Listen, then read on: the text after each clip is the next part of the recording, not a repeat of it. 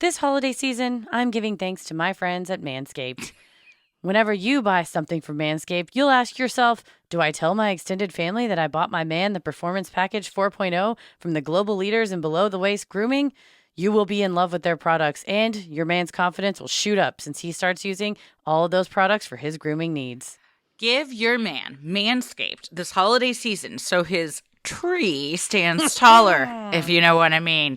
He's also going to have, puts a whole new meaning to the balls, holiday balls. Is that Deck a thing? the balls. Deck the balls, y'all. Deck jingle balls, deck them all. Help your man join the 4 million men worldwide who trust Manscaped with 20% off plus free shipping with the code CREEPY20 by going to manscaped.com. You think your holiday spread is good? It's time to give thanks to the Manscaped Performance Package 4.0, or, as we like to call it, the perfect package for his package. Inside, you'll find their lawnmower 4.0 trimmer, weed whacker, ear and nose hair trimmer, and this is really the cream of the crop preserver ball deodorant, crop reviver toner, performance boxer briefs, and a travel bag to hold all the goodies. Think of it as a cornucopia for his balls and body. I mean, Thanksgiving is all about a cornucopia of anything. A bounty. This is a bounty for his balls. And you can't be traveling and leaving your ball care stuff behind. No. The Lawnmower 4.0 trimmer features cutting-edge ceramic blade to reduce his grooming accidents. You don't want that happening. No. It's all thanks to the advanced skin-safe technology. It also gives you the ability to turn on a 4,000K LED spotlight. Turn it on and off whenever you need for a more precise shave, or just look around. I mean, it's up to you. That's what I think you could land a plane with a light that. Take it to the forest. If you get lost, they'll find you. The search and rescue to find you. And it's waterproof, so rivers, lakes, showers, wherever it's you all need, up to wherever you. you need to do it. Yeah. The Performance Package 4.0 also includes the weed whacker to chop your worst weeds up top in his nose and ear, because I don't know about you guys, but I am not a huge fan of hairs in the holes. Fire in the hole? Nope. Hair in the hole? Definitely no. You also cannot forget Manscaped's liquid formulations. They're like pumpkin pie and ice cream after Thanksgiving dinner. You can't live without it. The Crop Preserver Ball Deodorant and the Crop Reviver Toner Spray. Your man, or you know what? If you're a person with balls, your balls will be living in turkey heaven. That's where turkeys go to die and balls go to be groomed with these formulations. I just want everybody to know that we did not write this copy. But we love it. It's the best thing. So much, and this is why we're laughing. It's the greatest. It's fantastic. The best ad we've ever done. It's my favorite. For the deal seekers out there, Manscaped is sealing the deal with 2 free gifts in their Performance Package 4.0, the Manscaped Boxers and the Shed Travel Bag. Gifting Manscaped is the ultimate hack to become the family favorite, at least with your man. Maybe not with, his parents, because that's kind of weird to open. Give your father-in-law, tell him you care about his balls. Manscaped has been busy and just launched their refined body wash and 2-in-1 shampoo plus conditioner. Both feature the Manscaped signature scent. Yeah, smells like a man. Hell yeah. And it helps the man in your life unlock ultimate confidence in this year, because you can't be confident if you stink. His boys, talking about testicles, and his body, be oh so fresh and so clean, just like the song says when he starts off that self-care routine. Ultimate body wash, shampoo, and conditioner. Everybody's going to love this new product line. Take a whiff. A big old whiff, yeah. Inhale and your mind will be changed. Get 20% off plus free shipping with the code CREEPY20 at manscaped.com. That is 20% off and free shipping. You know why it's 20? Because you got 2 balls. 10% a ball. 10% per ball. It's 20% off and free shipping with the code CREEPY20 at manscaped.com. Get him or treat yourself the best gift of all, Manscaped. Any ball that's touched by Manscaped will thank you.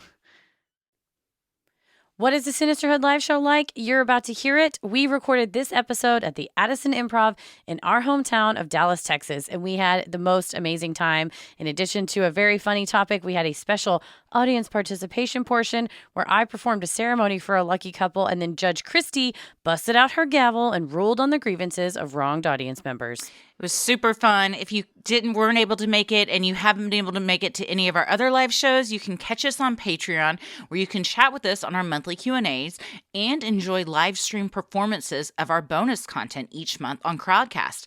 Our next Q&A is on November 17th, and the live stream of bonus content is on November 18th, both at 8 p.m. Central.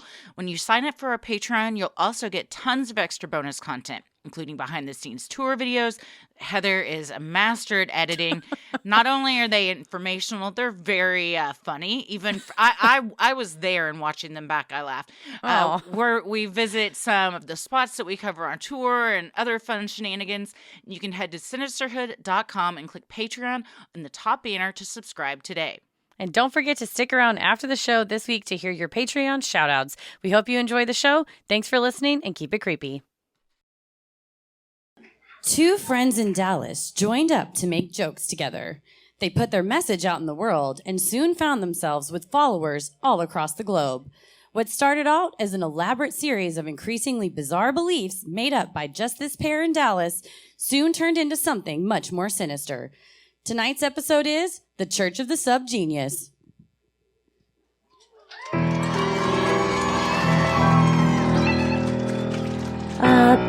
Bump in the night, your heart fills with dread. Probably a murderer who wants you dead. It could be a ghost, a demon, or worse. Perhaps you're the victim of a witch's curse. It's hopeless, you're doomed. You'd call a priest if you could. You'd rather just listen to Sinisterhood.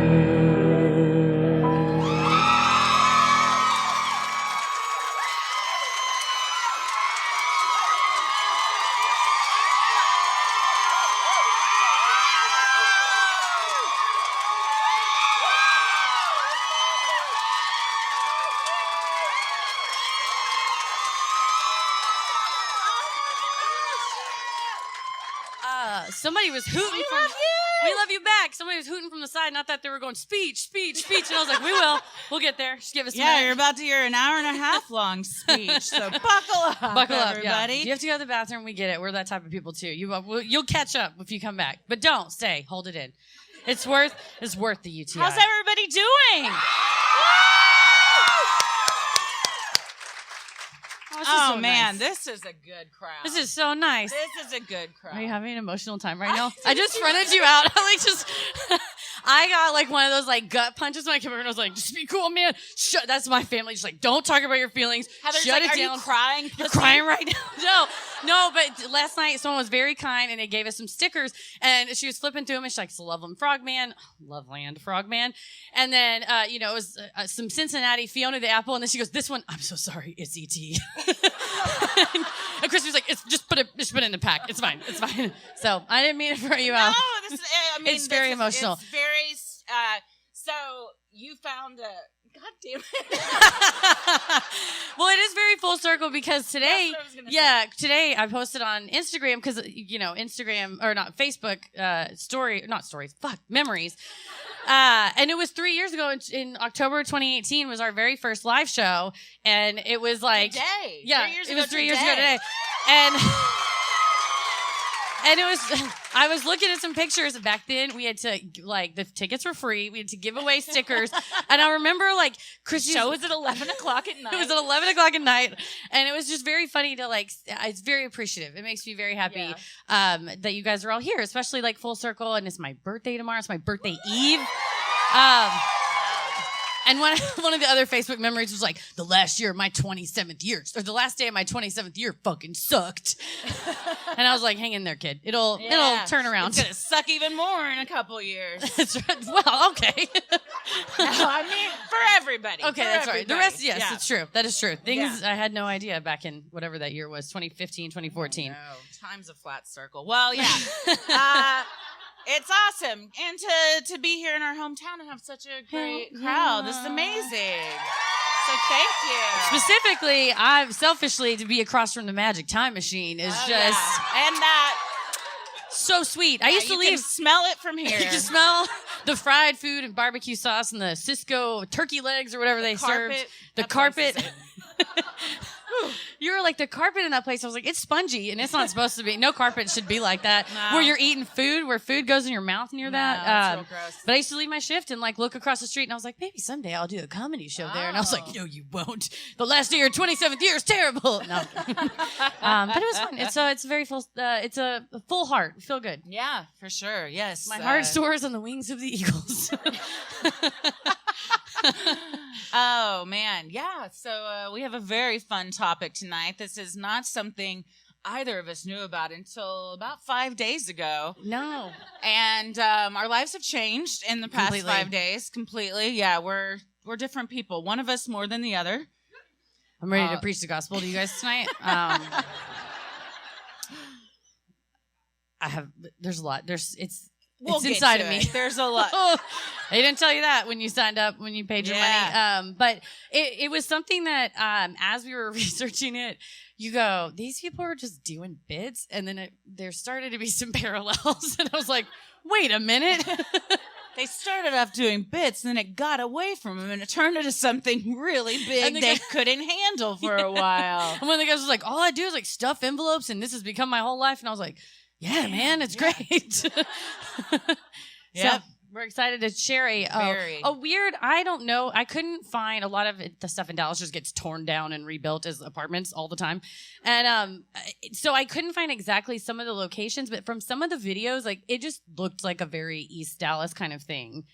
It was you'll hear it. It's real, if you're not living in East Dallas, we live there. So just that's what you need to know about that. Yeah. Yeah, well, are you ready to get into it? You have to So the past couple shows, I mistakenly have not said, because I just assume everyone here knows who we are. So on the episodes, we always say, I'm Christie. And I'm Heather. And I hadn't put that into the outline to say at the live shows, and then Heather had a talk with me. She was on like, stage, I'll be like, she likes to hear things the same same way we always do it. So now I have it in the outline, and it's in all caps, very passive aggressively. So we clearly remember to say it. So I'm Christie, and I'm Heather. and let's get into it. There it is.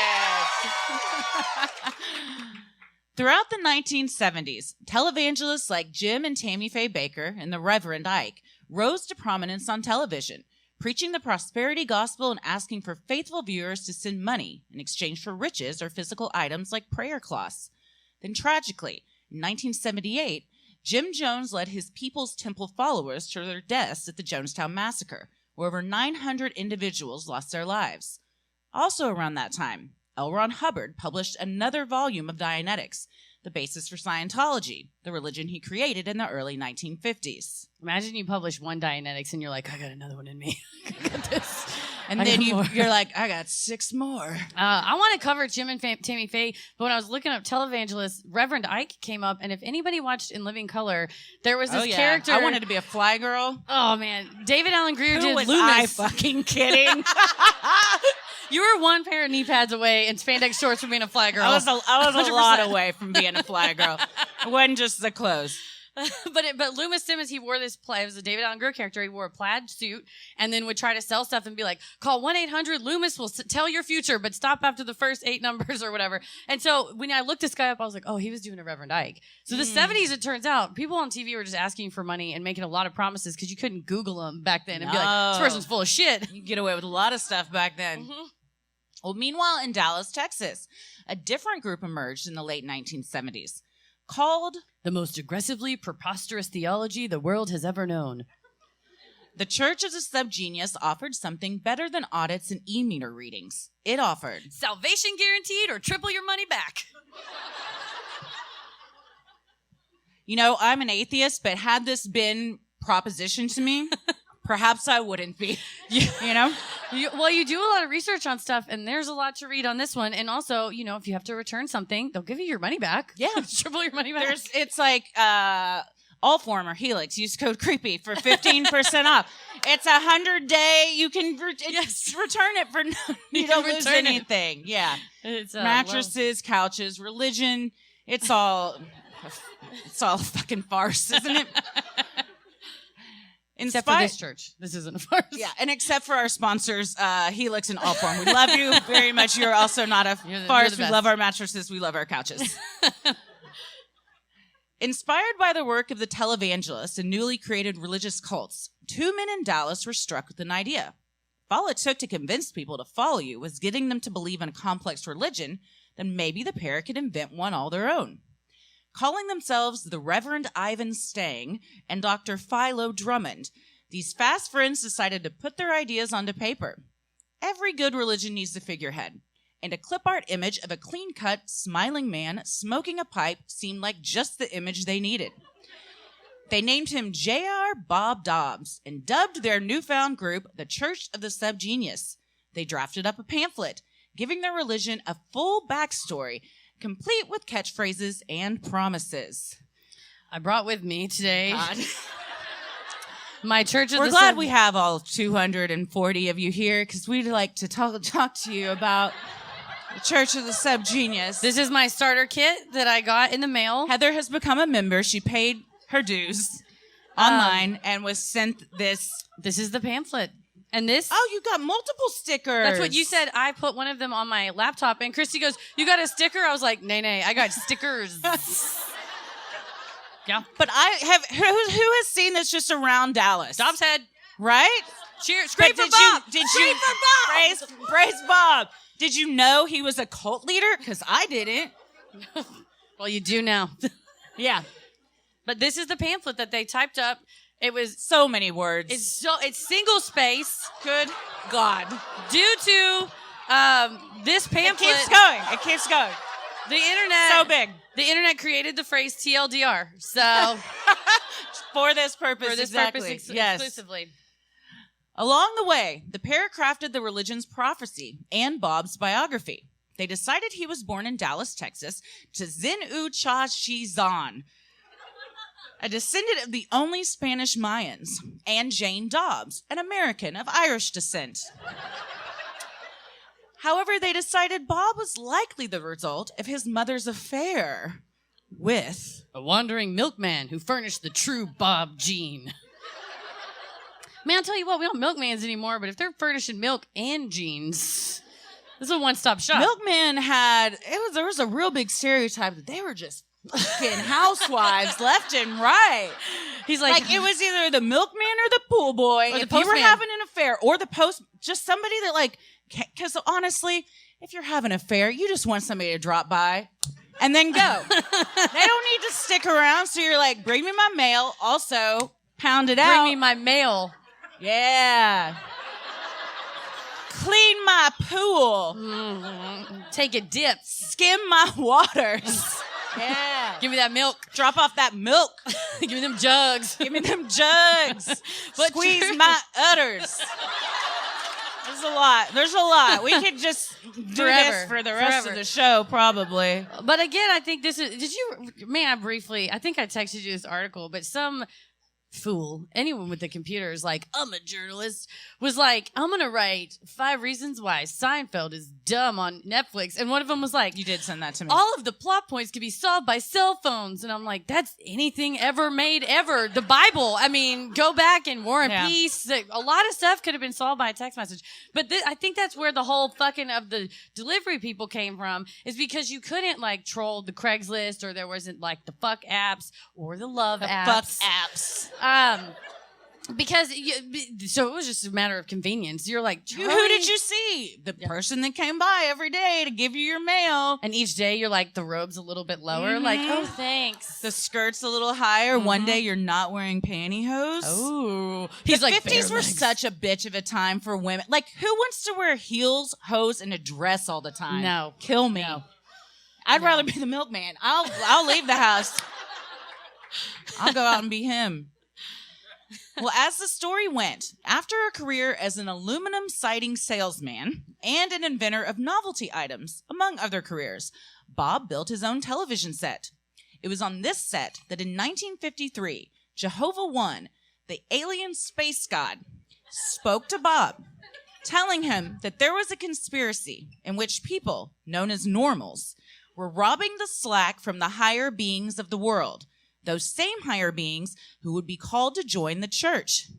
It was the divine right of those followers to become like Bob and to achieve their slack, and the only thing standing in their way was the conspiracy run by the normals or the Pink Boys.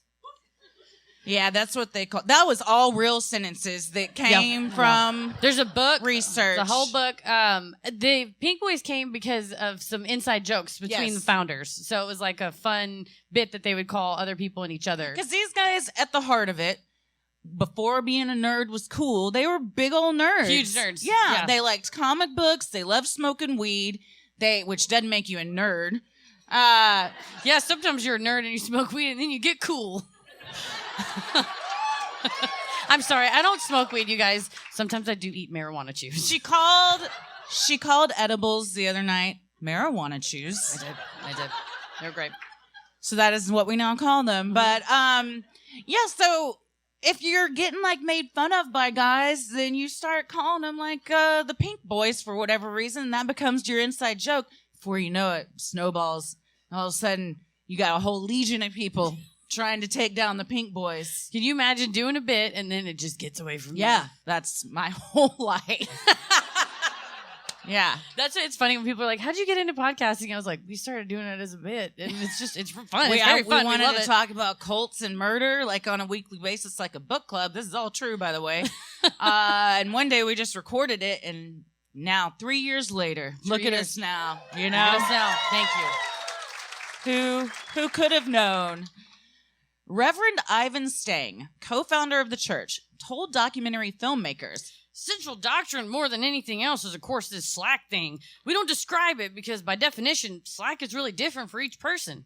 His co-founder, Dr. Philo Drummond, describes slack by saying, you know when you don't have it. Reverend Ivan agrees. That's for sure. Reverend Ivan looks like Willie Nelson, but nerdier. Like if they're related, they could be related. A comic book version of Willie Nelson. Yeah. And then Dr. Philo kind of looks like someone that would be on like the Science Channel. Yeah. He looks like he could be a legitimate doctor. Yeah, which perhaps that's why he chose this character. Maybe he could pass for one. But they sell it. You guys got to watch this documentary. J.R. Bob, everything that they do has the wordiest names. Their books, their documentary, this thing. I mean, they needed an editor. They need someone to kind of pare down the words. But, man, he is so excited to talk about this. Like, to keep that up for as long as they did, exhausting. Well, yeah, I mean, it becomes who you kind are. of who you are, right? If you take on like a persona and everyone calls you that and cheers for you when you come out, then you don't want to stop doing it. Well, what then is the conspiracy that members must fight against? One member, Reverend Dr. Onan Canabite, who joined the group early on when he was just 16 years old, told filmmakers, anything that bothers you is the conspiracy. It's a little bit the thing that assassinates presidents from book depository windows. It's a little bit the suppressed flying saucer technology that's owned by the European Union. It's also just when it's too hot on the bus. This is a religion I can get behind, where I'm just, anything that irritates me, I blame on someone else, which anything that irritates me is everything. So I constantly don't have to take responsibility. You're like, it's a goddamn conspiracy. That's who did this. Our AC's going out right now. Tommy, the conspiracy is to blame for this. It's a conspiracy. We got to call Reverend Stang. He lives in Glen Rose, so perhaps we can get him to come over. He mailed me this and signed it himself, which was fun to think about when I opened it. I was like, oh, we're connected. You are for life now. That's what's great about the mail. In addition to getting fucked by the postal workers. Yeah. It's like time travel. Yeah. You know what I was thinking about the other day? Chain letters. What the fuck, man? Do you remember when we would get chain letters? 100%. But and it would be a handwritten letter, and then it was like you have to handwrite 20 letters and send them to 20 different people, or else, yeah, ... And we did it. No, I distinctly remember standing in my kitchen. I'm like maybe 7 years old. My mom's going through the mail and she opens one up and she's reading it. And I was like, what is that? And she's like, it's a chain letter. And I looked at it and at the bottom it was like, you must send this to 20 people or like, you'll get bad luck or whatever. And she's like, throw it away. And I was like, Mom, she's like, I'm not doing that. So some people did it, but she did not. You guys know who's in the house tonight? That's Nancy McKinney. Give her a round of applause. Yeah. Mama. She's here. She's here. She's real. She's not just a voice that Heather does on the podcast. What if she wasn't real and it was just in my head? The initial pamphlet in the official book of the Subgenius lays out the church's doctrines. The source, Jehovah One, a.k.a. Wotan, Yahweh, Ra, etc. You could just add in anything you want, supposedly. The teacher, J.R. Bob Dobbs. The goal, slack. The obstacle, the conspiracy and its dupes, the normals. The way, casting out false prophets. The weapon, time control. Some of their favorite slogans. Fuck 'em if you can't take a joke. Yeah. Which also happens to be our slogan. Too much is always better than not enough. Again, just good advice. And pull the wool over your own eyes, you sheeple. Yeah. Got him with that last one. Have you fully embraced all of these now that you are a member of the Subgenius? I have. This is what you I live my hadn't life already. as. Would you like to see more of my folder? Yes, we all would, I think. So part of it is you have it very organized. Was this how it was sent to you? Oh, no, it came to me very organized. For a bunch of stunners, very organized. Good God, you couldn't even frame this if you wanted to. You'd have to... You got to cut it in half and frame it and then stack it on top of each other on the wall. This says Put this next to your law degree, please. I'm going to... Because I now have a Juris Doctor and a Doctorate of the Forbidden Sciences, which is what this is. It says that in addition to being a foreman, which includes conjurers, dervishes, hysterics, taboo shatterers, time splicers, doges, which I wonder if they made that word up before the internet, and antichrists. Antichrist. As well as being my own personal savior. It says you may make yourself your own personal savior free of charge as member of the Church of the Subgenius. So in both of those. Free of charge.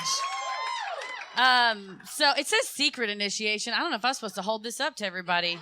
Uh-oh. To be frank, there's so much text on this, I did not read the whole thing. But I did sign. You scanned. She scanned and signed, like all good lawyers. Just scan it. Just scan the contract. You don't need to read that. It's fine. However, part of this is that I have to mail my card, or I got a card that I sent to them, but then also you have to pick, Bob picks your name for you. Is that why we have, did he pick yours? He did. Bob picked my name. Oh Bob spoke to me. I don't know this. Oh, yeah. I saved it all for you guys. So I feel like Bob speaks to us all in our own ways. And Bob would speak to you through whatever means that you are most comfortable with. And I love the written word. So I went to my bookshelf. I pulled off a book. It happened to be Fear and Loathing in Las Vegas. And I flipped to a random page. I shut my eyes and I pointed down at the page and 2 words stood out to me. So this is my name. It's on my official card that I had to keep in my wallet so I can perform marriages. Who's here on a date tonight? Or just looking for love. I don't know. Or just looking to get fucked. You don't have to be in love to get married. The good thing about the Subgenius is that, I was going to say, I'm also ordained in the Universalist. I'm ordained in the Universalist Life Church, but also as a member or as an ordained minister of the Church of the Subgenius, I can perform short-term marriages that will end in a fixed duration. So like 5 minutes. 5 minutes, 5 hours, 5 days, and it can be between any people or a person, and like someone can marry this. If it also wants to marry you, so it has to go both ways. Okay, so we already know Heather a.k.a. Hucky Fornicator. I should. If you've listened to our Rando Knot episode. Rando Knot gave me that name, so I did not want to also use Hucky Fornicator. I wanted Bob to speak to me and give me my name. Now she can also be known as Reverend Dr. Sharky Inconspicuous. Yeah. That Dr. sounds Sharky. very official. It's great. And yeah, it says, this says that I'm an ordained minister and high priestess of the church and that I'm on official business. Whoa, that means this is a write-off. It already was, but double write-off. Can we do a double write-off? Always, yeah. You should write it off. Okay. Well, so if anybody at any point tonight wants to marry someone we'll or something, let us know, and Heather can perform. I'm sorry, Reverend Dr. Sharky Inconspicuous can perform that. You have to ruminate on it. Bob has to speak to you. And at the end, we can ask for volunteers. Okay, sounds good. Well, according to the book, one major feature of members, also known as the subgenii, which is... Genii is the plural of subgenius. Subgenii.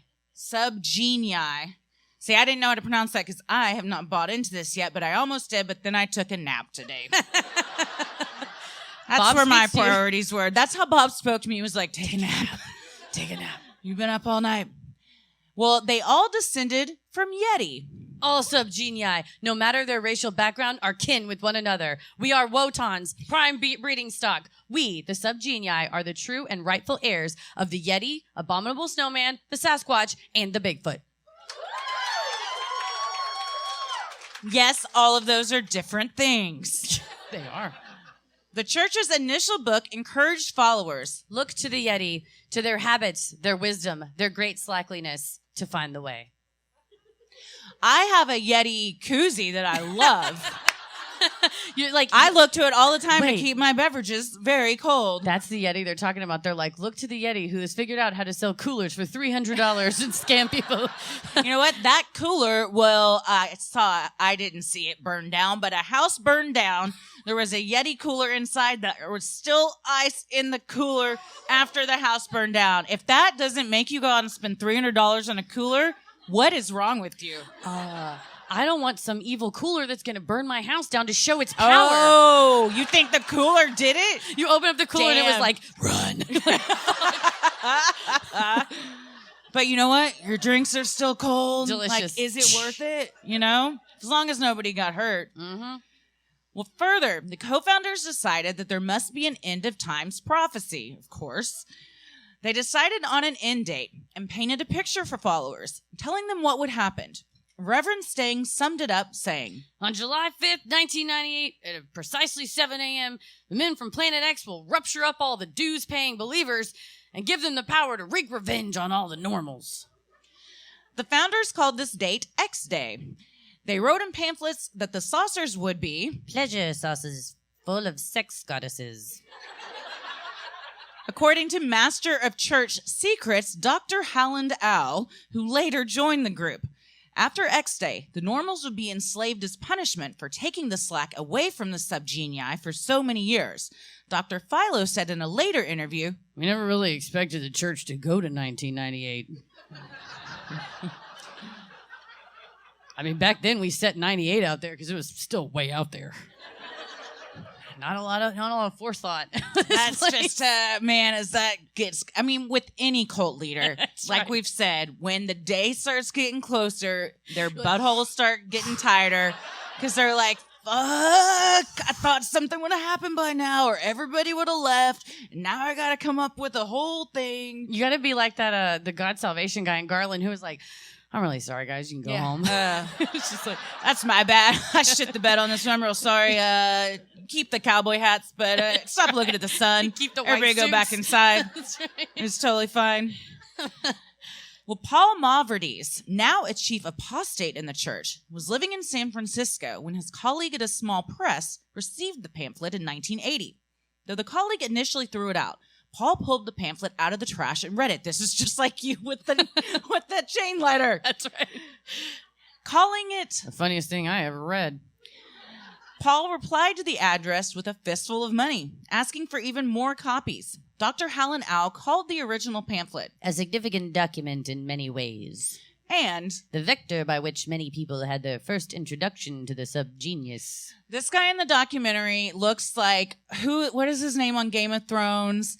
The bald one that can, what is it? Fairies? It's I watched all 5 seasons of this, and still I don't even know what you're saying to me I right never now. knew anybody's names on That show is confusing. AF. I mean, you gotta have subtitles and like a ledger to keep, like a whole Excel spreadsheet to keep track of the characters. Anyways, the one that got his balls cut off. That one. Yes. I was going to say He Alfred looks like Hitchcock, him. but yeah, also that. Also I love Alfred this guy. Hitchcock He's a bit. probably, I don't know if you're allowed to have a favorite cult member, but he's my favorite by a landslide. I think you can. Dude, they interview him and he's got these like cool basketball shorts on. Like they maybe just showed up and didn't tell him they were going to interview him. And he's in a room and he has books, I highly relate, just stacked everywhere around him. And then like so many dinosaur figurines. That again, like, it was like, did they tell him that they were coming? And he did that, and he was like, check out my figurines. I think they showed up. I think he set it up. He's like, ooh, I gotta get my room ready. Yeah. He has a very I gotta get my best basketball shorts on. The Under Armours. He has a very distinct speaking voice, and like I said, he's by far my favorite. He sounds like a munchkin, clearly.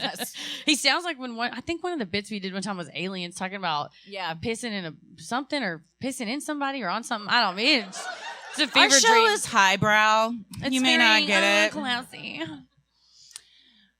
A new recruit calling herself Nurse Vicky. Very sexual. There were a lot of nurses, and I was like, it was the 70s, so.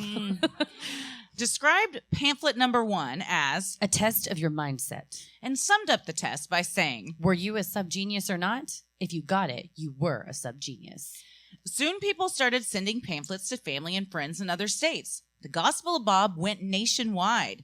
A San Francisco radio station began broadcasting a show about the church's views called The Hour of Slack, which ran for 90 minutes.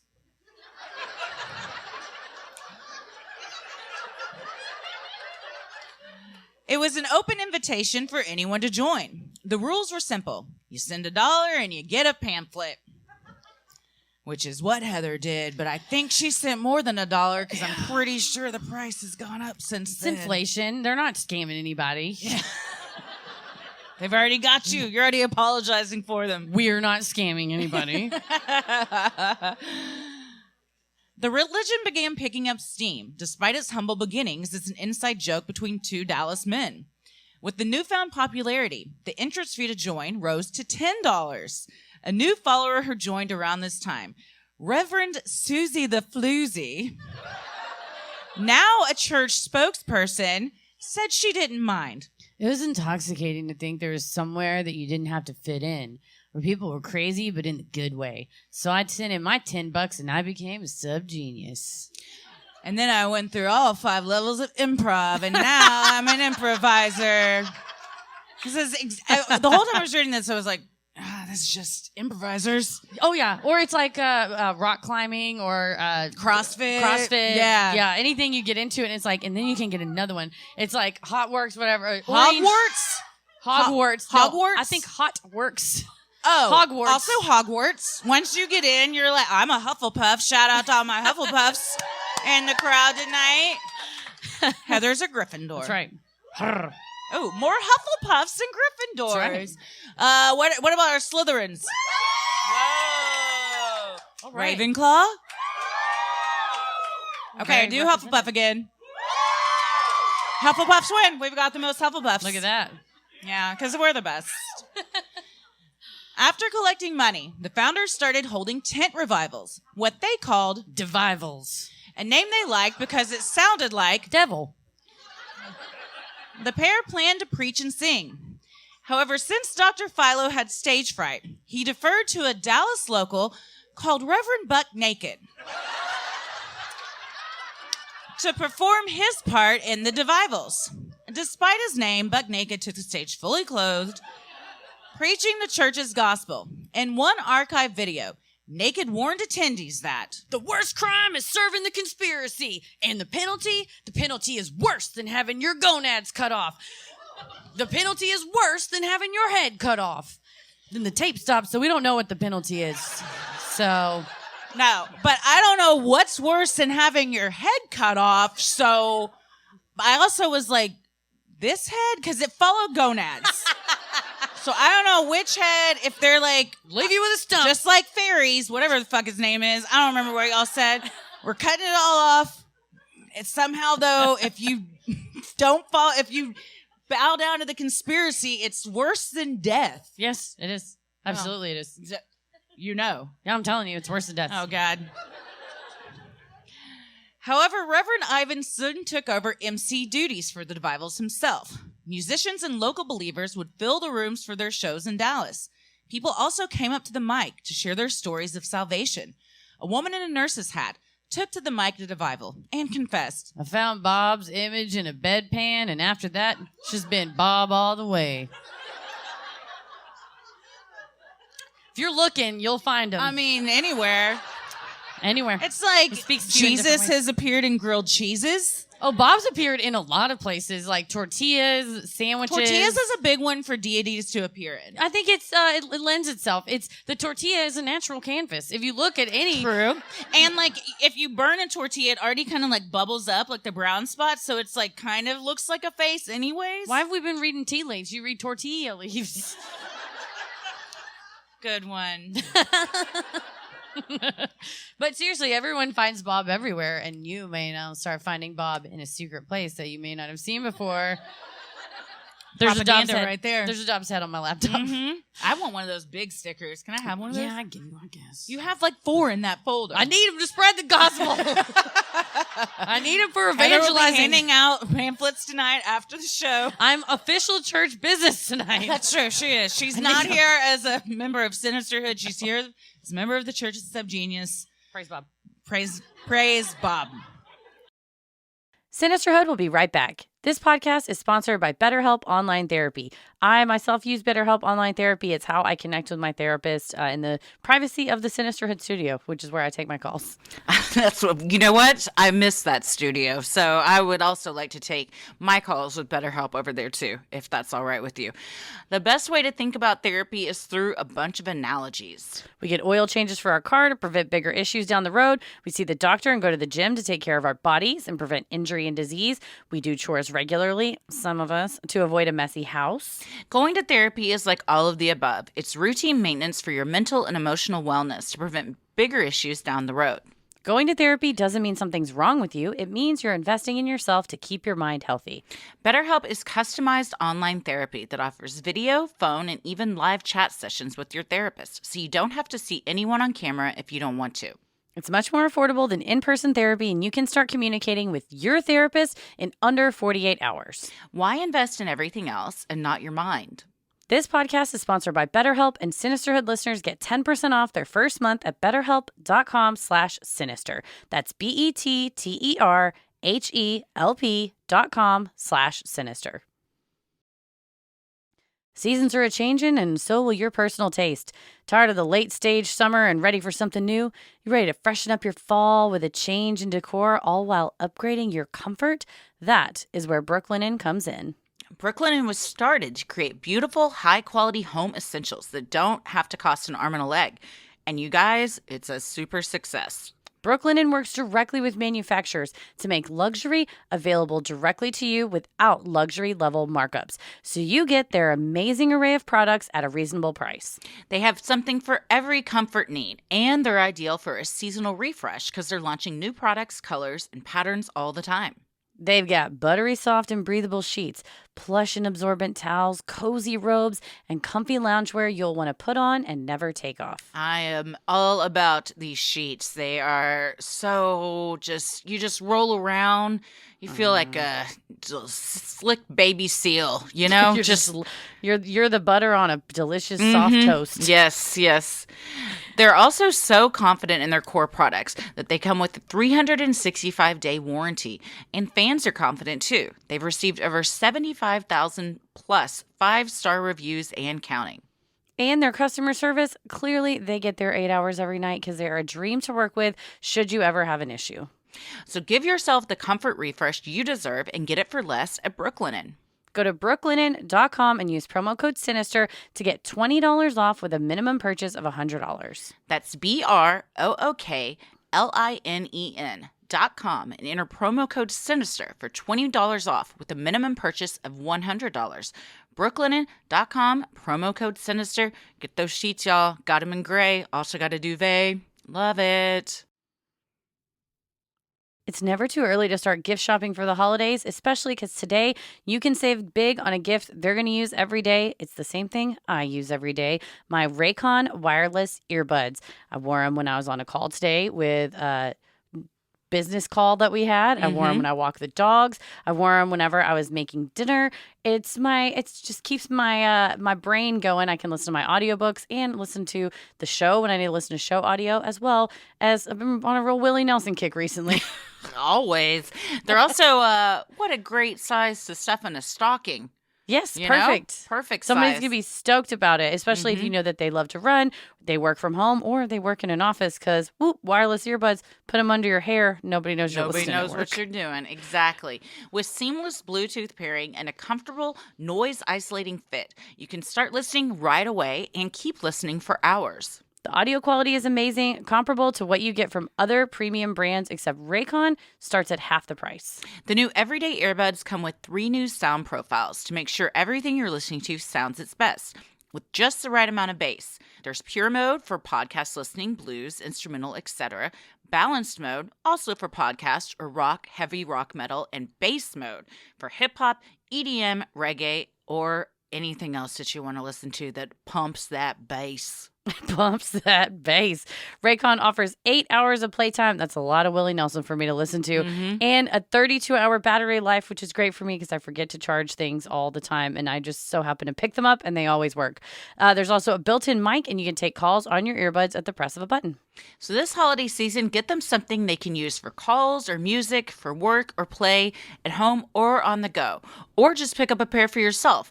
Trust me, you're going to use them every day. They also come in great colors. I have the rose gold, which not a lot of earbud places offer that color. Very surprised. Love it. I have the stark white. I like it because I can always find it in the bottom of my purse because I There you keep them go. with me everywhere I go. Go to buyraycon.com/sinister today to unlock exclusive deals up to 20% off your Raycon order. But hurry, because this offer is available only for a limited time and you don't want to miss out. That's buyraycon.com/sinister to unlock up to 20% off your Raycons.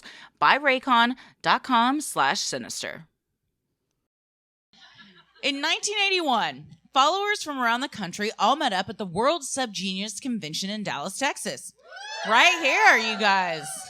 Local news station Fox 4. Shout out Fox 4. They're not here. Boo! They did not Fuck show you. up despite our many emails. They did not show up tonight. I think the highly sexual nature of my emails to Steve Eager is the cause of that, and I would like to formally Yeah. apologize. Probably. You do have a legitimate crush on Steve So Eager. horny for Steve Eager. She really does. This isn't a joke. Someone messaged me one time, was like, I knew Steve Eager's son. And I was like, don't tell him to listen to this. But do you know Steve Eager? That's who we're Right. trying to get at. Heather Eager. That's a good. Only- that should have been my church name. Well, Fox 4 picked up this story, which meant Ivan and Philo were thrust into the spotlight. With all the attention, the church continued to gain steam. Nevertheless, neither Philo nor Stang told people it was only a joke. They each maintained their character and remained fully committed. When one news reporter asked what was the difference between their church and a cult, Stang said with a straight face, We are a cult. you know what? Don't ask a question you don't want the answer to, you know? And if you're a news reporter, don't ask a question you already know the answer to. This was wild because this was Clarice Tinsley.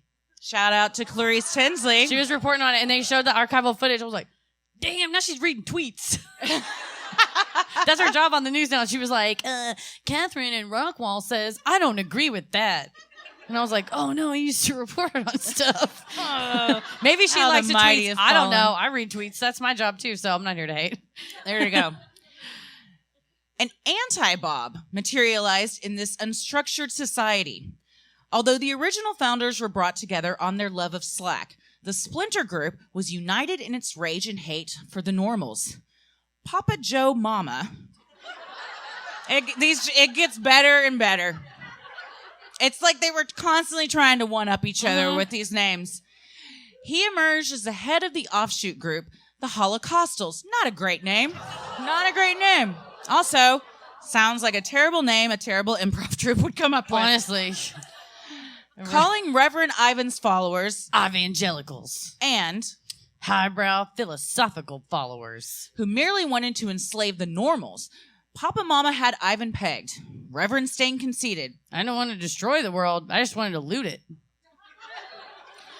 Mama called his branch more fundamentalist, who believe that you do need to exterminate and eliminate all of the normals.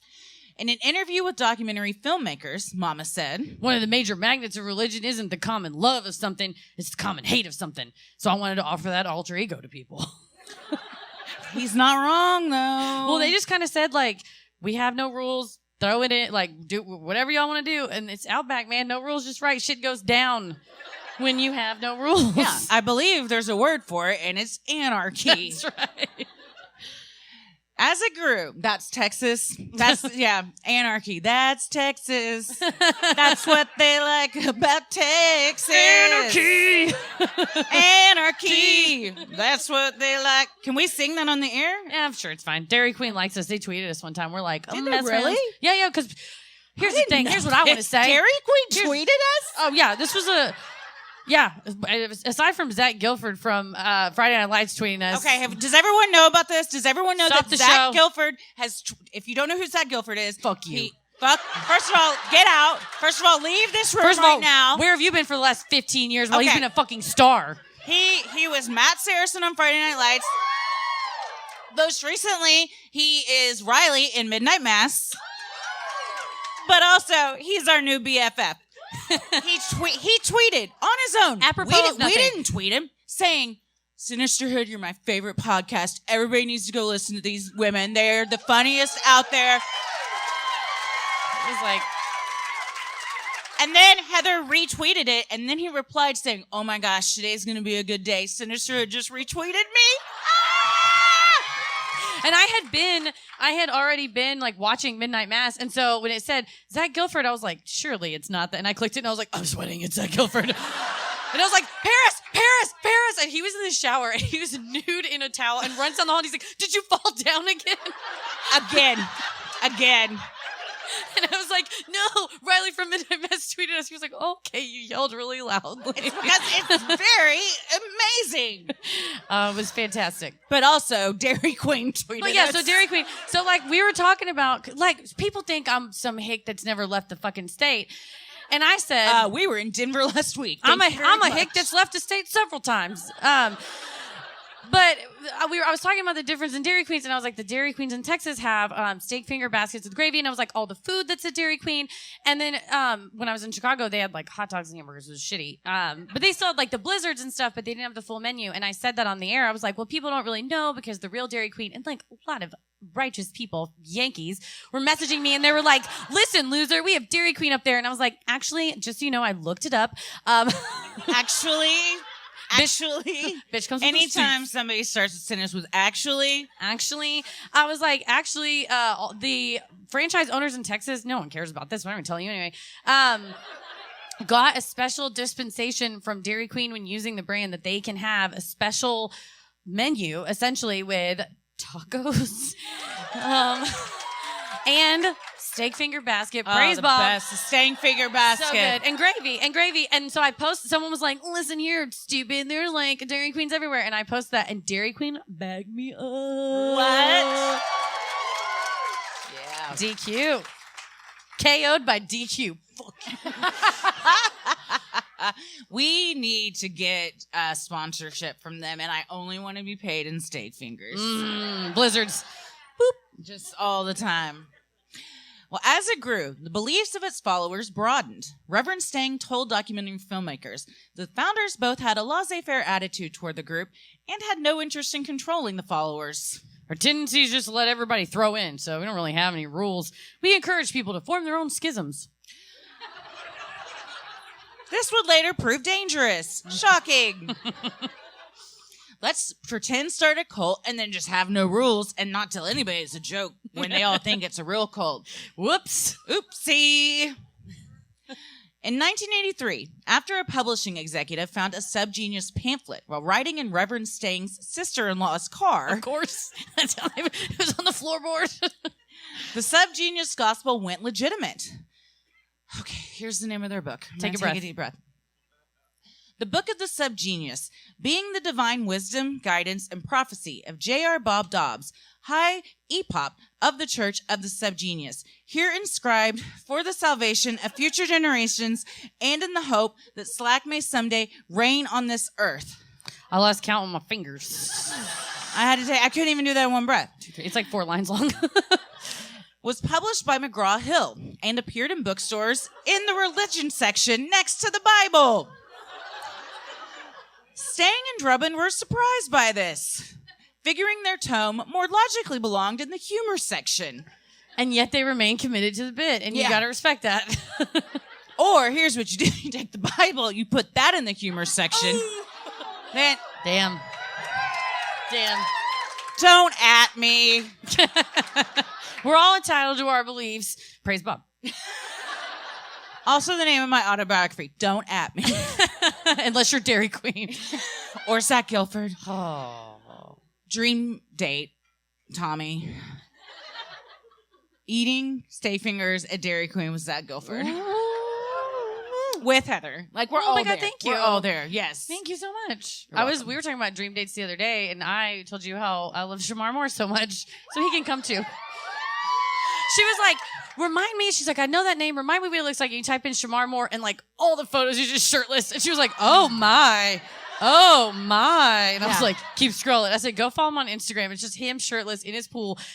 It's like POV porn. Like, he talks into the camera and he's like, hey baby, I hope you're having a good day. And you're like, oh God.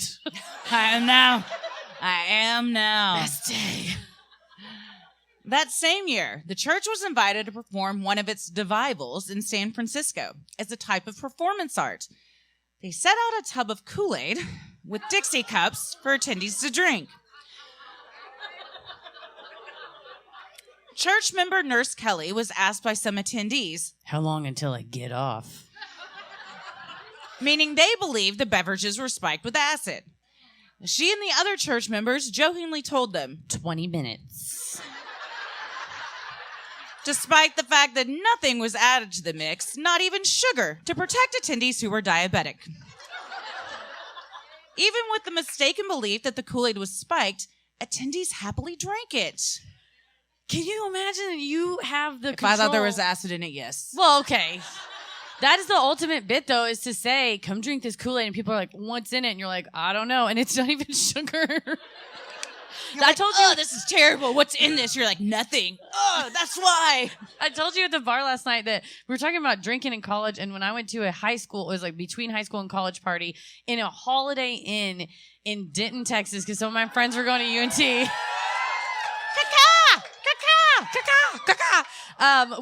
We brought a punch bowl and we poured a thing of Everclear in it, and then we poured a packet of grape Kool-Aid, and that was it. And we were all just like, this is so gross. And Christie's like, you didn't like thin it out with water? I was like, we did not know to do that. So we did not. And then I talked about the time I almost got kicked out of the dorms at Tech. Hell yeah. After a night of Everclear and Goldschlager. How am I still sitting here right now? Woo! Woo! Yeah. Goldschlager. Yeah, sweet you're Jesus just is drinking right. metal. Why does that? It That was shouldn't disgusting. that shouldn't be legal. No, it was awful. Yeah, no. I almost got kicked out of the dorms at a major university. They were like, So, have you been drinking? You're like, I have metal poisoning right now. I can't have this meeting right now. I'm still hungover. It's been 2 weeks. I know. It was also the night. Oh man, I can't believe I'm about to say Please this. tell me. Please tell me. Please. I want to know. I'm gonna say this, and then I'm gonna explain it because it's gonna make it's gonna sound really bad. That was also the night I earned the nickname Tripod.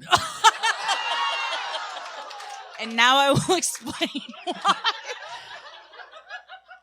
Wait a minute. What do you think it is? It's not sexual. I'll tell you that right now. Oh, never mind. I don't have any know. guesses Isn't that a bummer?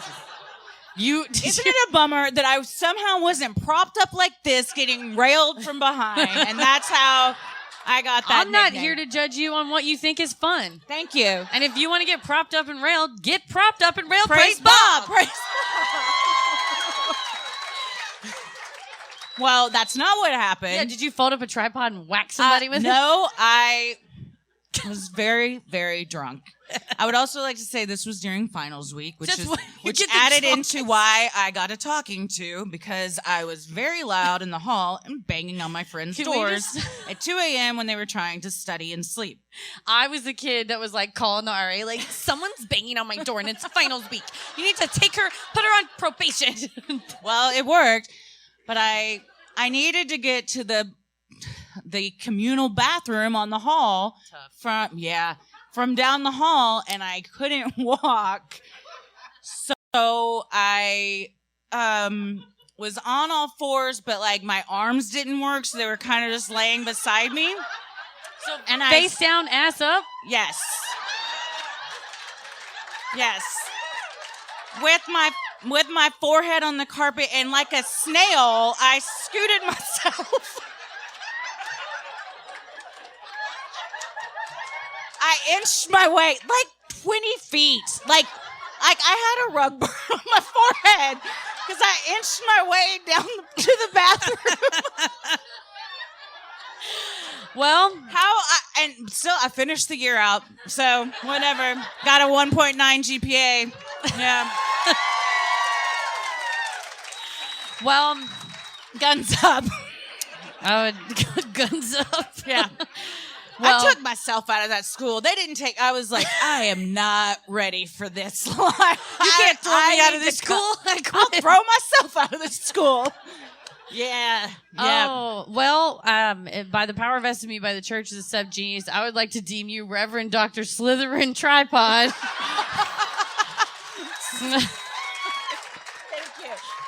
Thank you. Oh, thank you. Is this what, do they cross themselves? Nah. I don't You probably know. go like, because of the pipe. Oh, no. They do the. No, we didn't explain that, and now you don't know what's wrong with me. So there's a salute, and you go, again. They go. Here's the thing. They're trying to bring it into the new millennium, but at its heart, it was guys. So it was all dudes. It was all dudes initially. But so it was the Adam's apple thing. So it was like, I can't. I'm sorry. I'm gonna stop. Just imagine I did it, and you guys were like, cool. And then we started the paragraph again. I just realized that Guilford is gonna hear that story. 100% he will. You know what? He's an understanding, compassionate person. He's great. We don't know him. I just assume. We know enough. Yeah. You can see it in his eyes. Well, at this performance, called the Night of Slack, a performer dressed as Bob Dobbs showed up. He was promptly shot in the stomach on stage with a prop handgun by a member known as Puzzling Evidence in front of the shrieking crowd. Despite Bob's apparently dead corpse lying on the stage for the duration of the event, nobody intervened, neither the audience nor the police. In a later interview, Puzzling Evidence told filmmakers, I got to thinking, if you want to sell a religion, you have to kill the deity. That's how you do it. So I shot Bob, just thinking the whole thing would take off. Again, not wrong, though. Like, I I mean, what's wild is they made this up, but they knew what to make it up from because of everything that had worked before them. You follow the steps.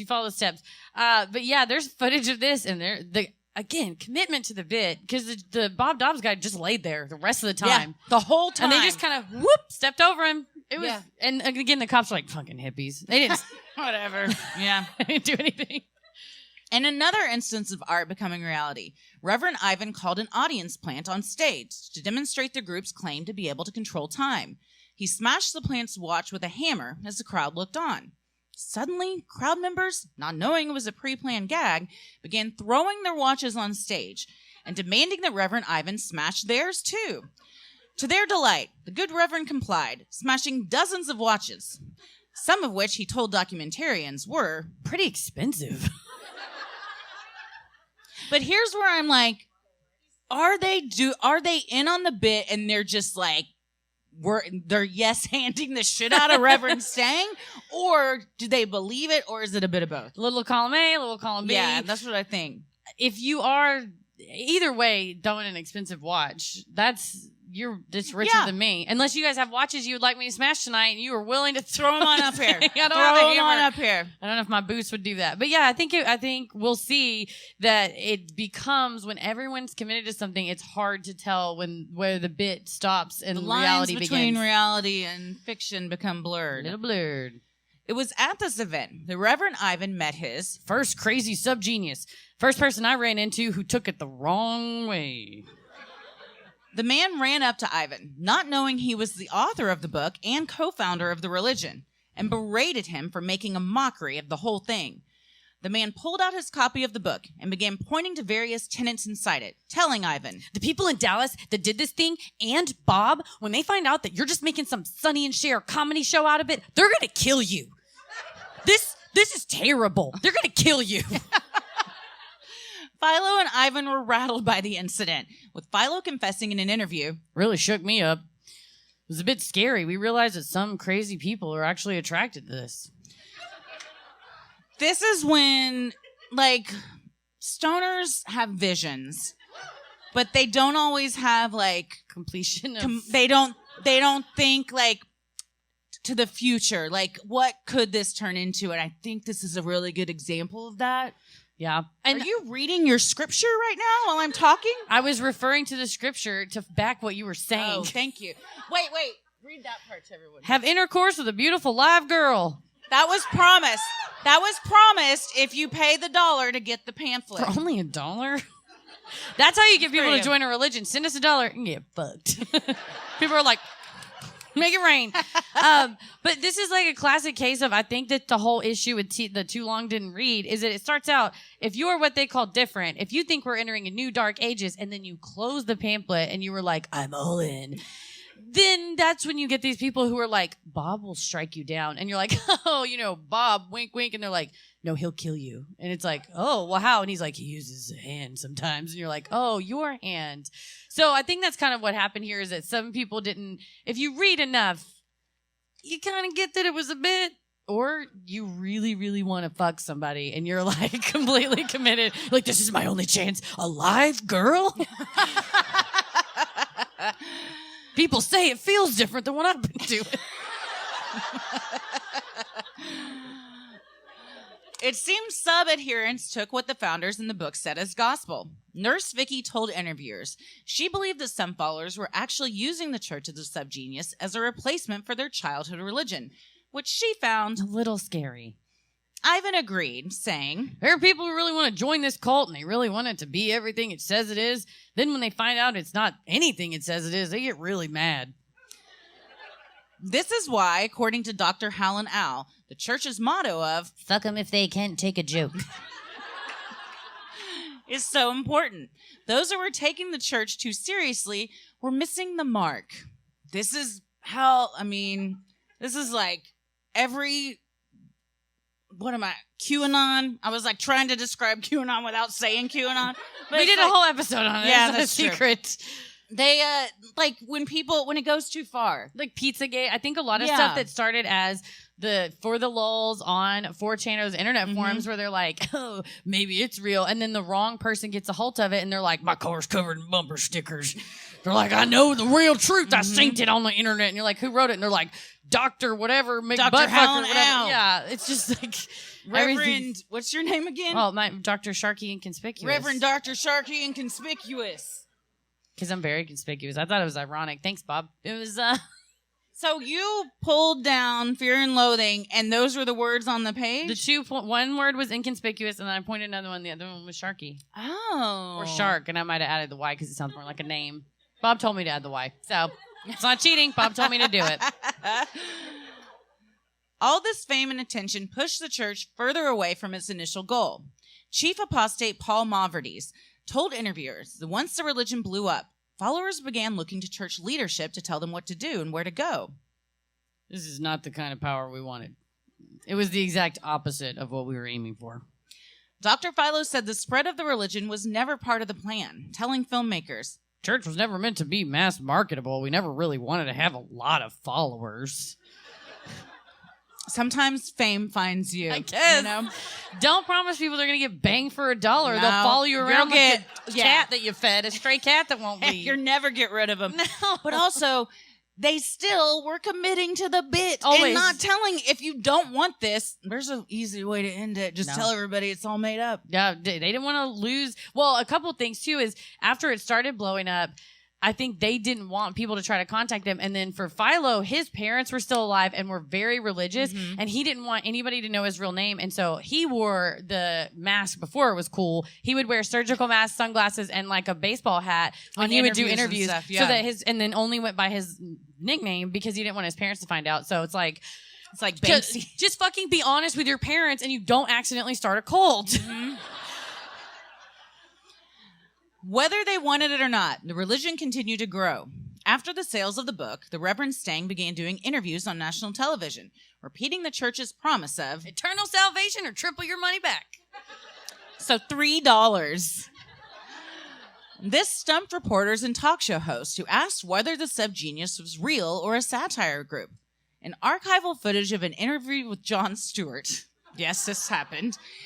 Reverend Ivan emphasized that the group is unknowable. Just when you think you might get a handle on us, oh, it's a collaborative network of artists all over the country. That's all it is. No, that's not what it is.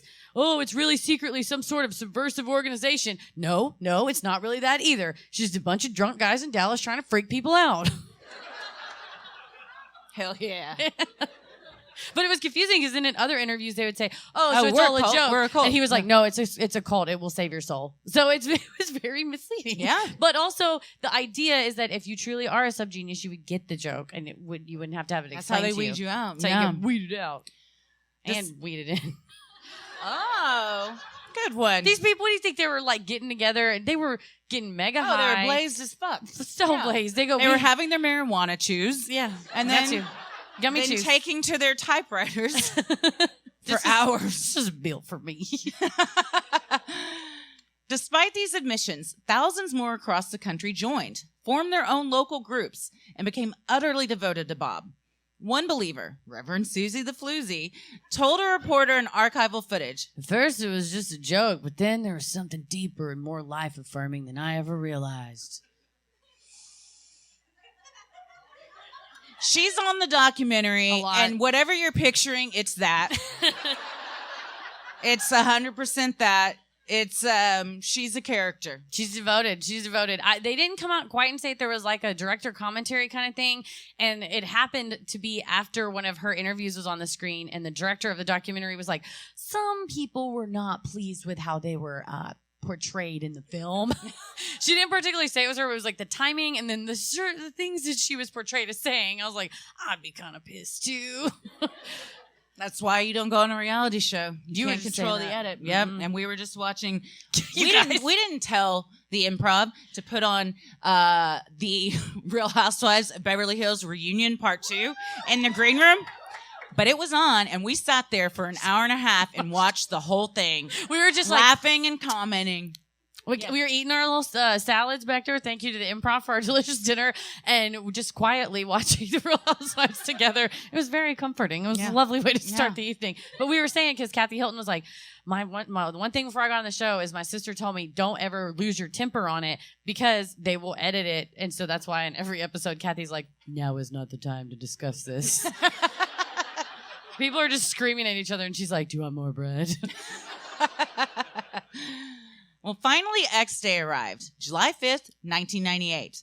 In order to prepare and begin the countdown, followers gathered together in a campground area. On the morning of X Day, a white limousine pulled up, carrying Stang, wearing a white suit with a bob emblazoned t-shirt. He held up what he claimed was the original handwritten note from Bob, foretelling the coming of the saucers. The crowd chanted down to the 30 seconds prior to 7 a.m., with an organ playing in the background. At 7 a.m., Ivan chanted the church motto, with only part of the crowd participating. Fuck them if they can't take a joke! They got an organ out there. Dude, those are big. it was very dramatic. The footage is very dramatic. It is, yeah. And a white limo, so 80s. White limo, so white rad. suit. Or 98. Yeah. Yeah. But when you look at him, it's the 80s. They are stuck in the 80s. I mean, how so many of us are. Glory days. But yeah, he walks up. It's very dramatic. And there, you can tell there's this swell of energy in the crowd. And they're like, 7 a.m., what's going to happen? Because the inevitability of time is, despite thinking you could control time, that time will come. And then he screamed, fuck them if they can't take a joke. And only about half the people scream back. Mm-hmm. This reminds me of New Year's Eve, 1999. Oh, yeah. We were like, it's happening. Yeah. When I was on the roof of a... God damn it. I sound... Old tripod's at it again. All of my stuff. One day, my daughter will hear this, and my son, and then I'm going to have a lot of explaining. Like... This is why you don't go on a reality show or a podcast. You control your kids the edits. Can play it back to you. I'm going to edit everything out. She'll be like, where can I find your podcast? Why is this only 10 minutes long? Don't worry about it. Just it's edited. Well, anyways, I was on the roof of an apartment building in Austin. There had been drugs done. Drugs were done. And as it counted down while Prince's 1999 played. You had to. What else you listen to? Everyone, there was like this electric energy, like at any second, all the lights in downtown Austin are going to go out. And like, you were like, it could happen.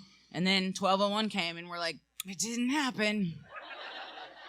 Little let down, even though in hindsight, God, it would have been terrible for all of us. But oh, yeah. At the time, when you're on a bunch of Molly, you're like, this would be real fun if this happened. Like, I hope the world ends. And then it did, and you're like, that's big fuck. I've never done Molly. I don't know. I just assume. I just know because of Miley Cyrus singing in his song. It's the same thing. It's the same yeah, thing. It's exactly how Miley said it was. One member ran on stage, took the microphone, and called Reverend Stang a charlatan. The crowd then stripped off his clothes and slathered him in honey. As Papa Joe Mama narrated the events.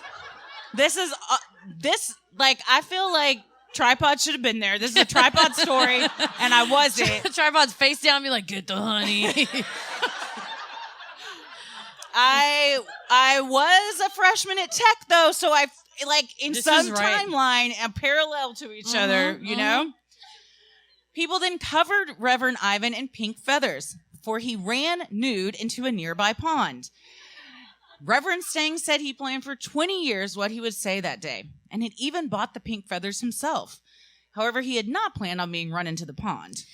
So he was prepared to get for a lot, but not the pond. Booty nude, like ready. Yeah, he's butt-ass naked. He's Reverend buck naked. He changed, yeah, he switched over and brought BYOH and F, bring that own honey and feathers. Mm-hmm.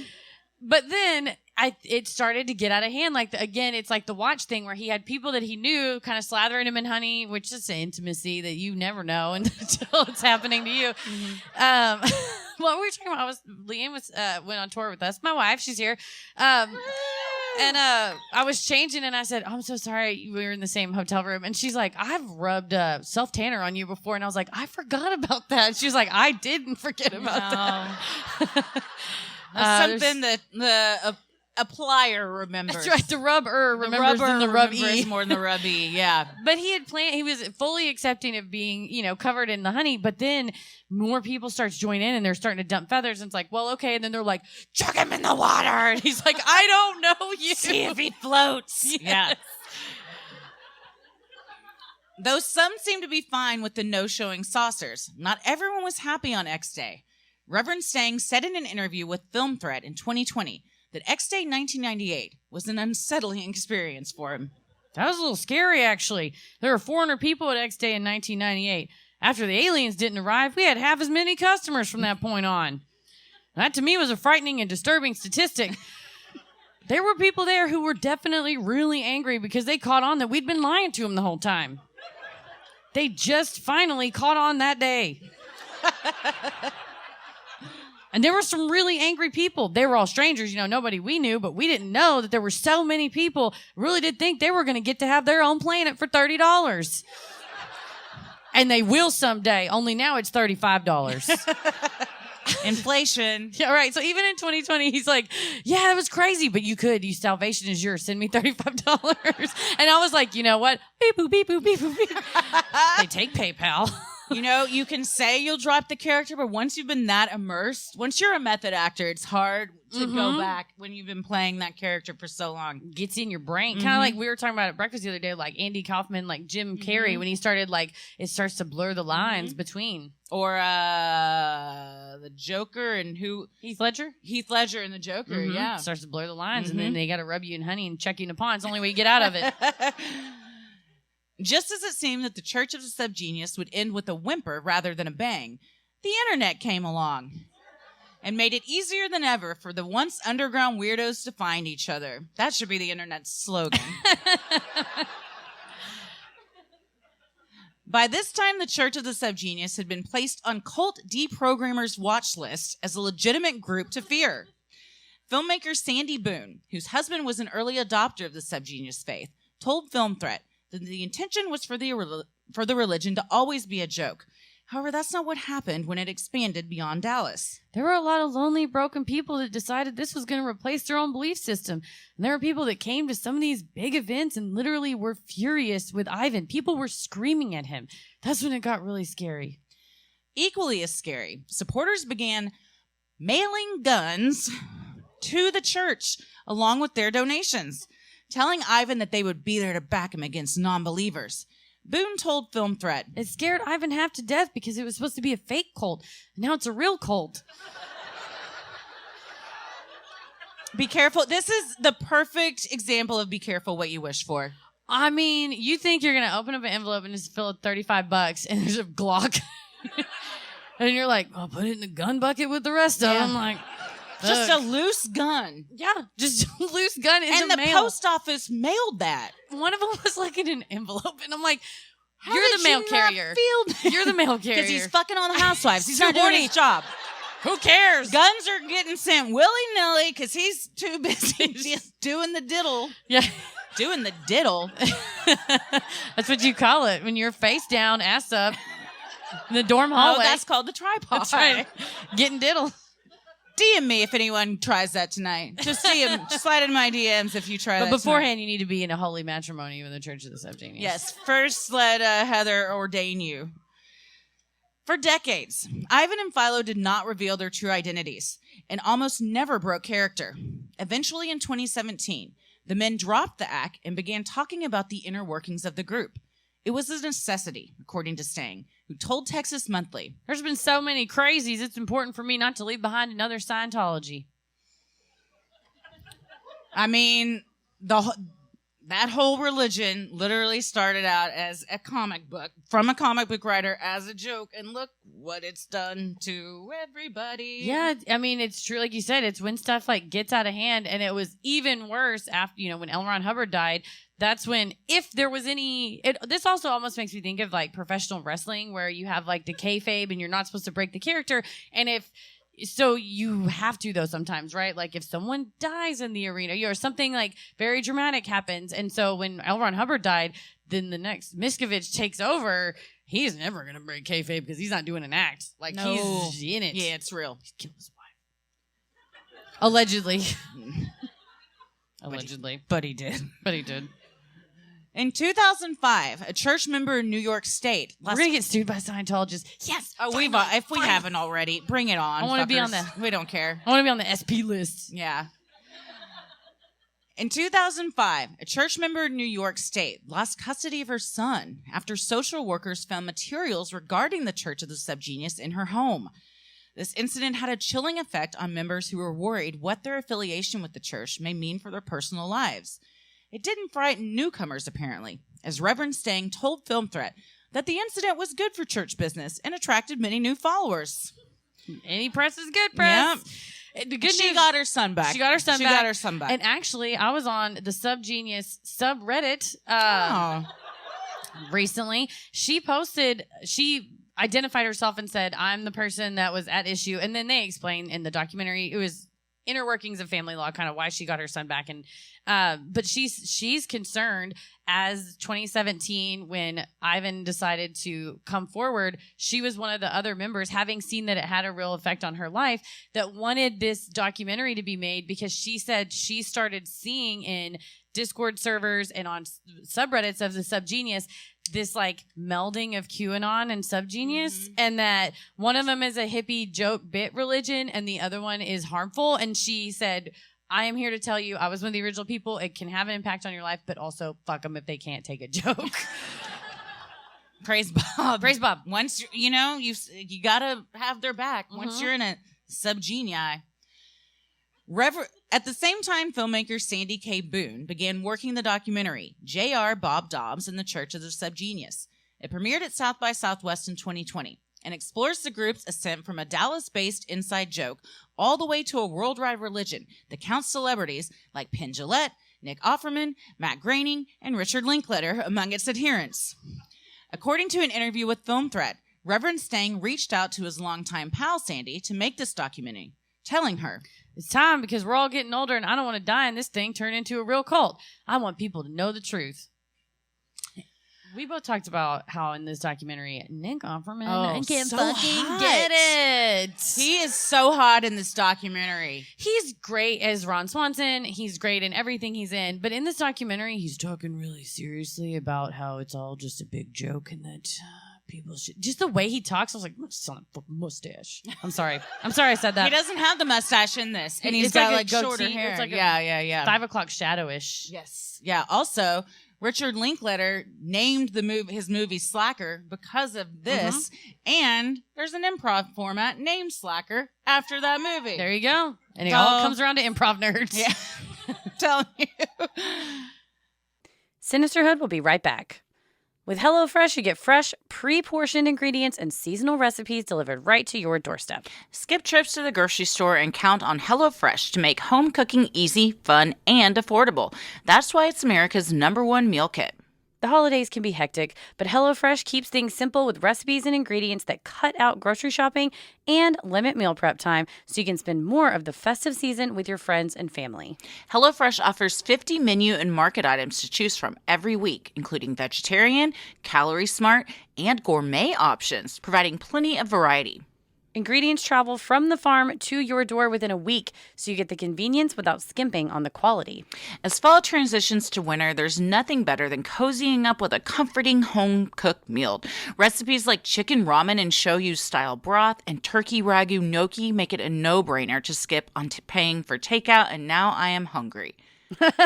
That's what I have tried to take some of the burden off of cooking, because Paris normally cooks, and if it weren't for HelloFresh, we would eat pretty much like a grilled chicken breast and brown rice every night, because that's all I know how to make. But with HelloFresh, I can make a delicious meal, and I don't even have to think of the idea myself. Just take credit for it afterwards.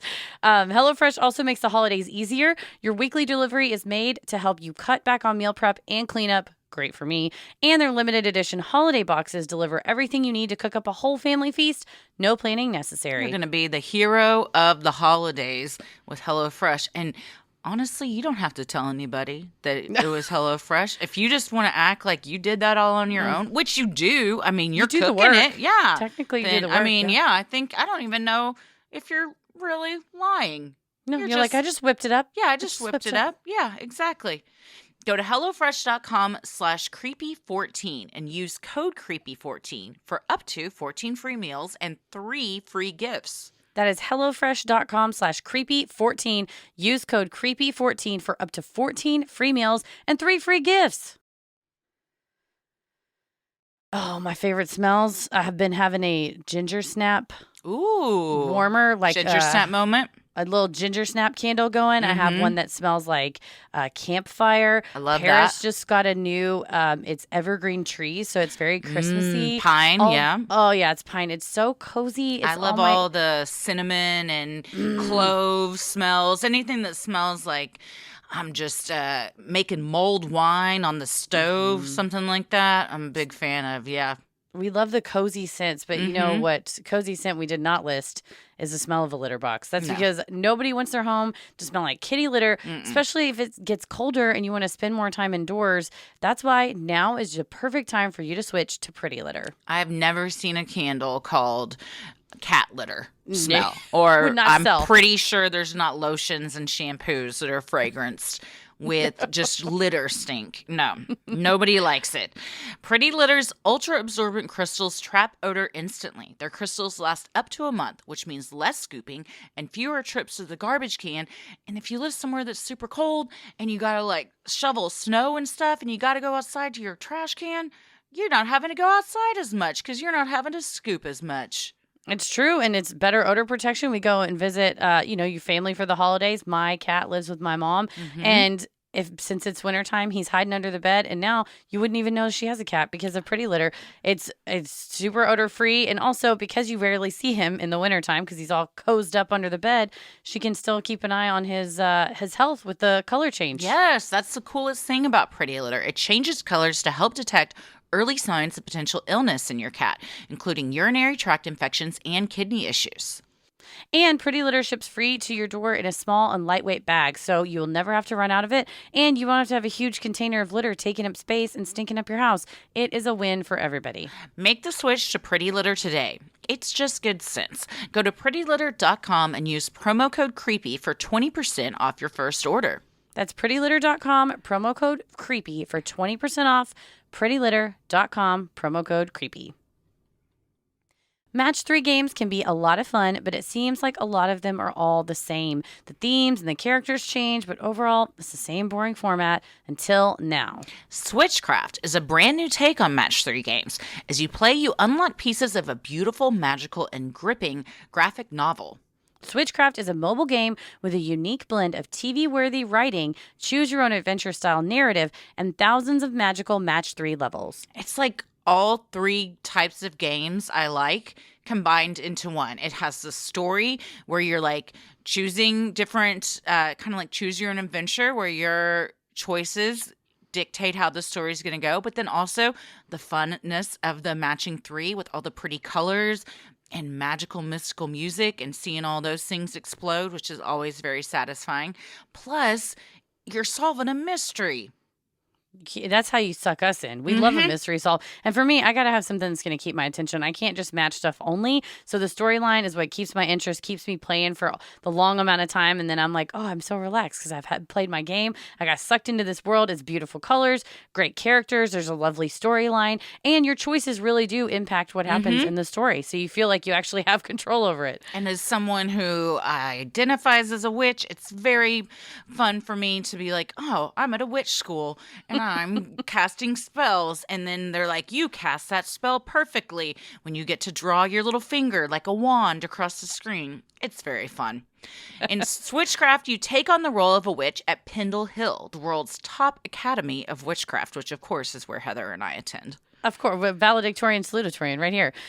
Play your way through hundreds of enchanting Match 3 levels, revealing a dark and winding mystery story. It all starts with the disappearance of your best friend. Now it's up to you to unravel the mystery of her disappearance, using your magical Match 3 skills.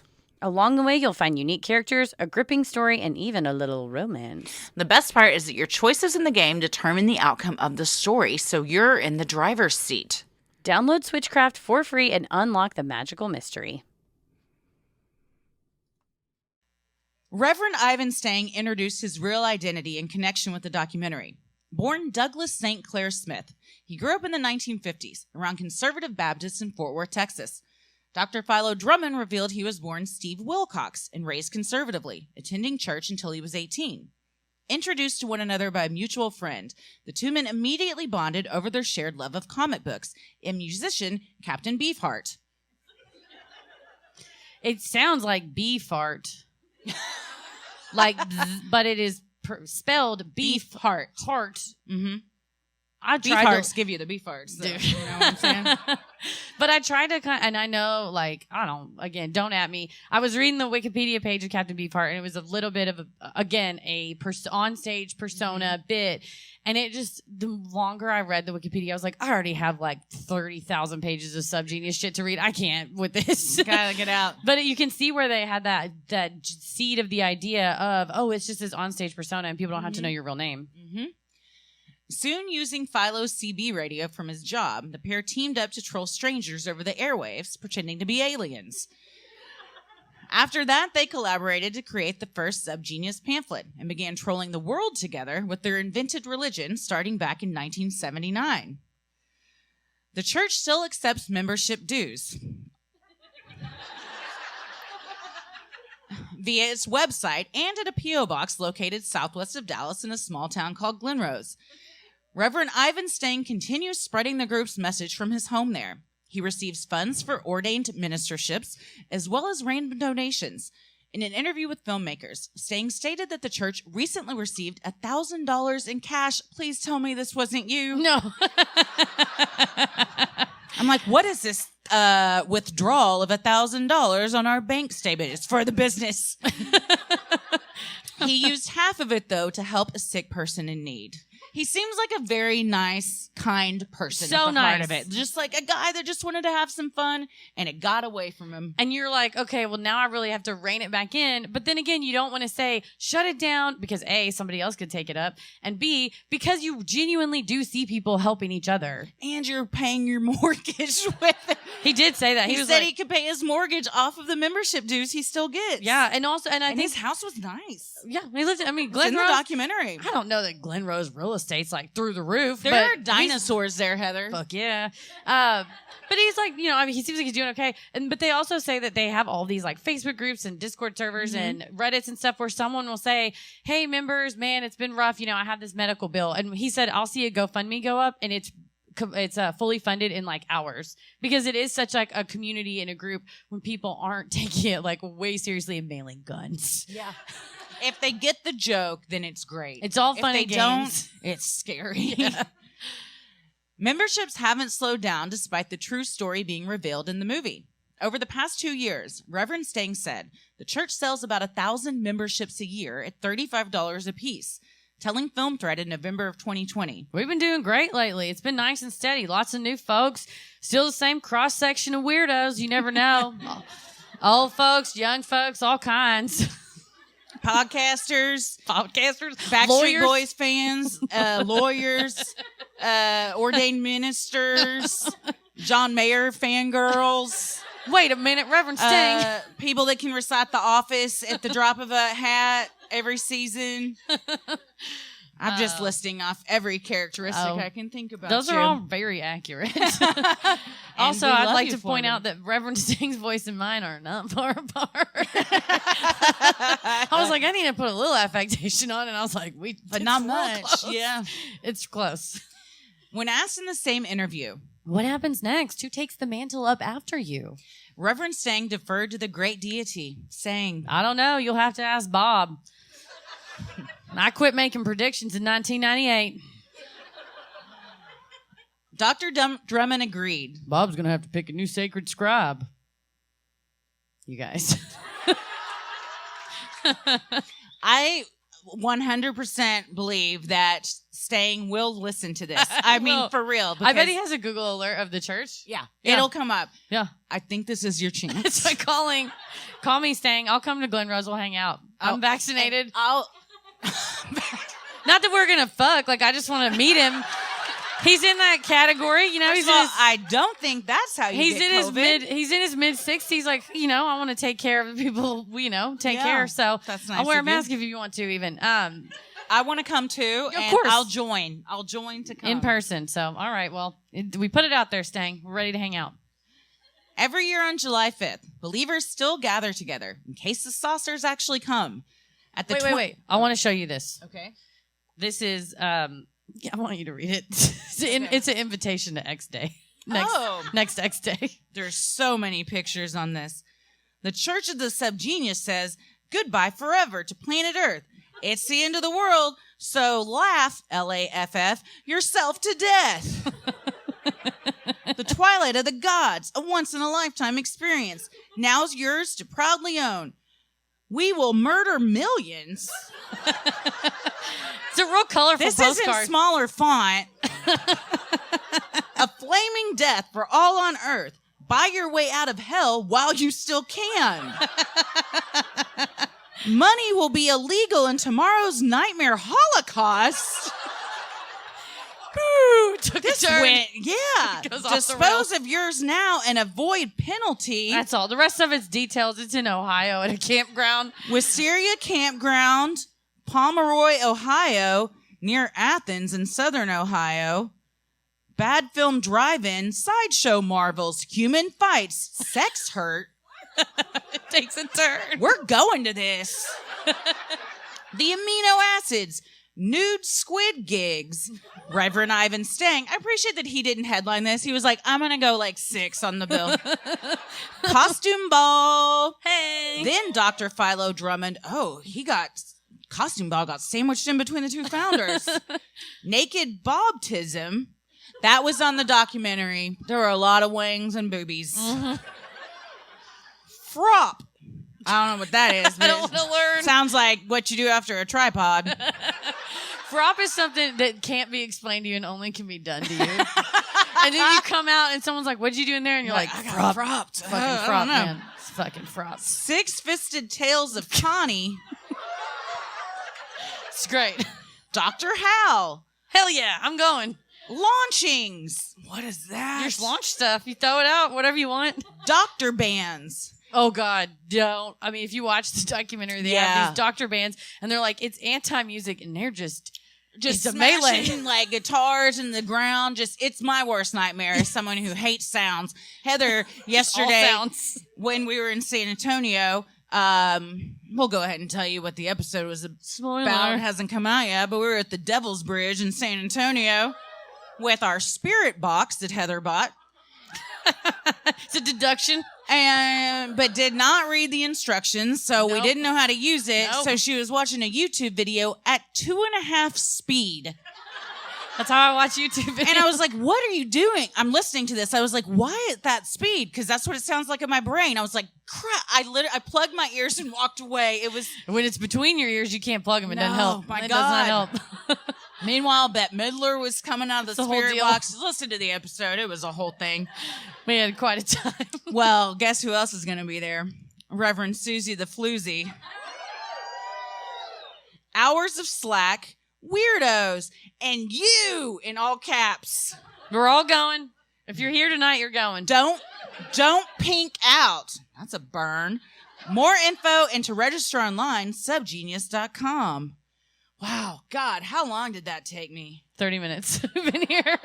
There are witches and something with knives, thrills, chills, spills. Love, laugh, live.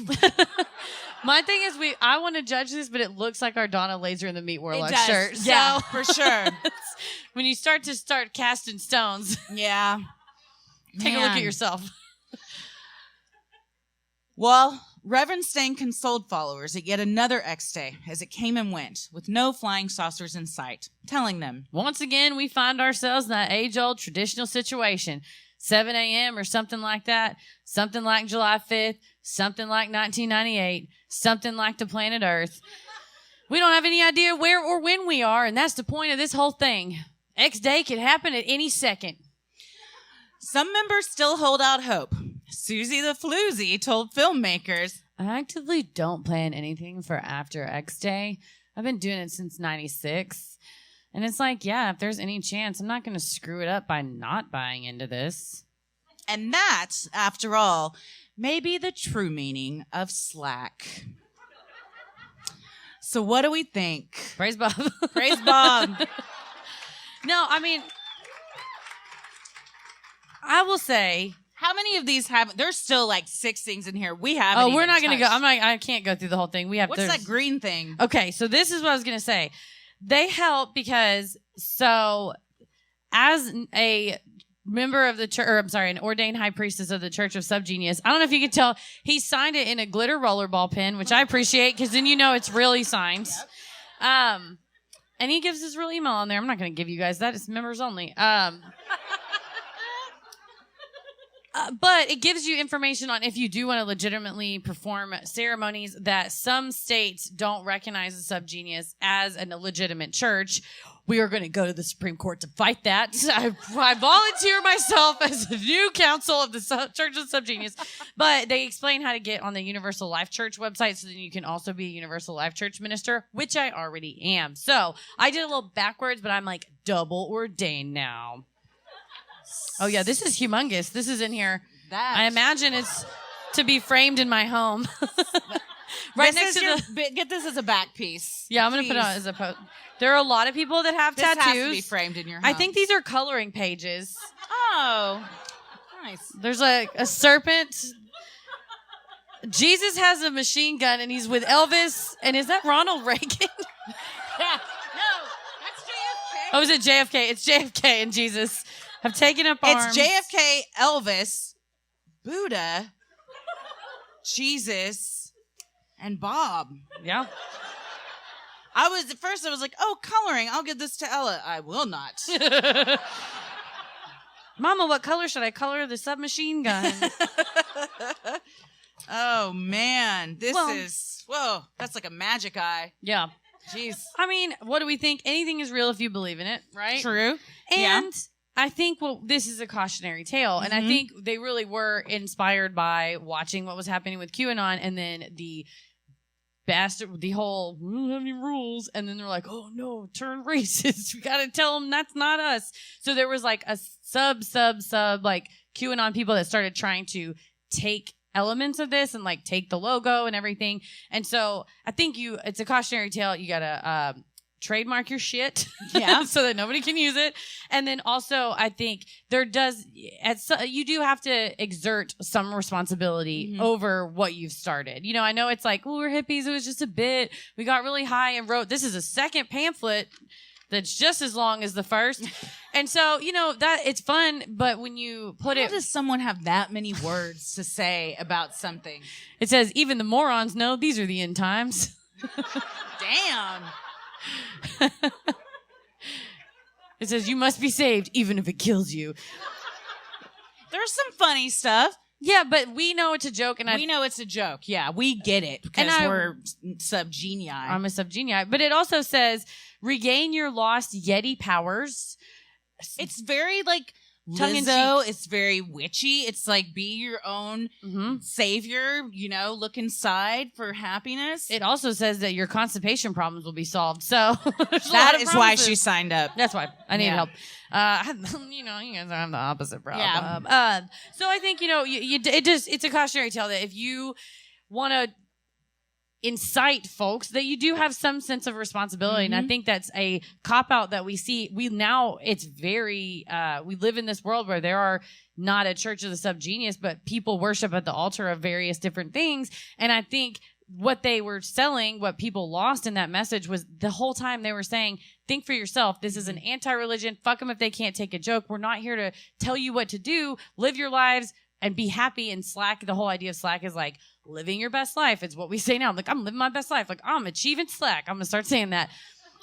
And so I think for them, they have the benefit of hindsight of saying, hey, we did this and people went buck wild and threw me in a pond and mailed me guns. Be careful when you want to whip people up into a frenzy. Also, just make sure that you take some responsibility. Yeah, that being said, who wants to get married tonight? I have a marriage license. Oh, there's just one? I only have one.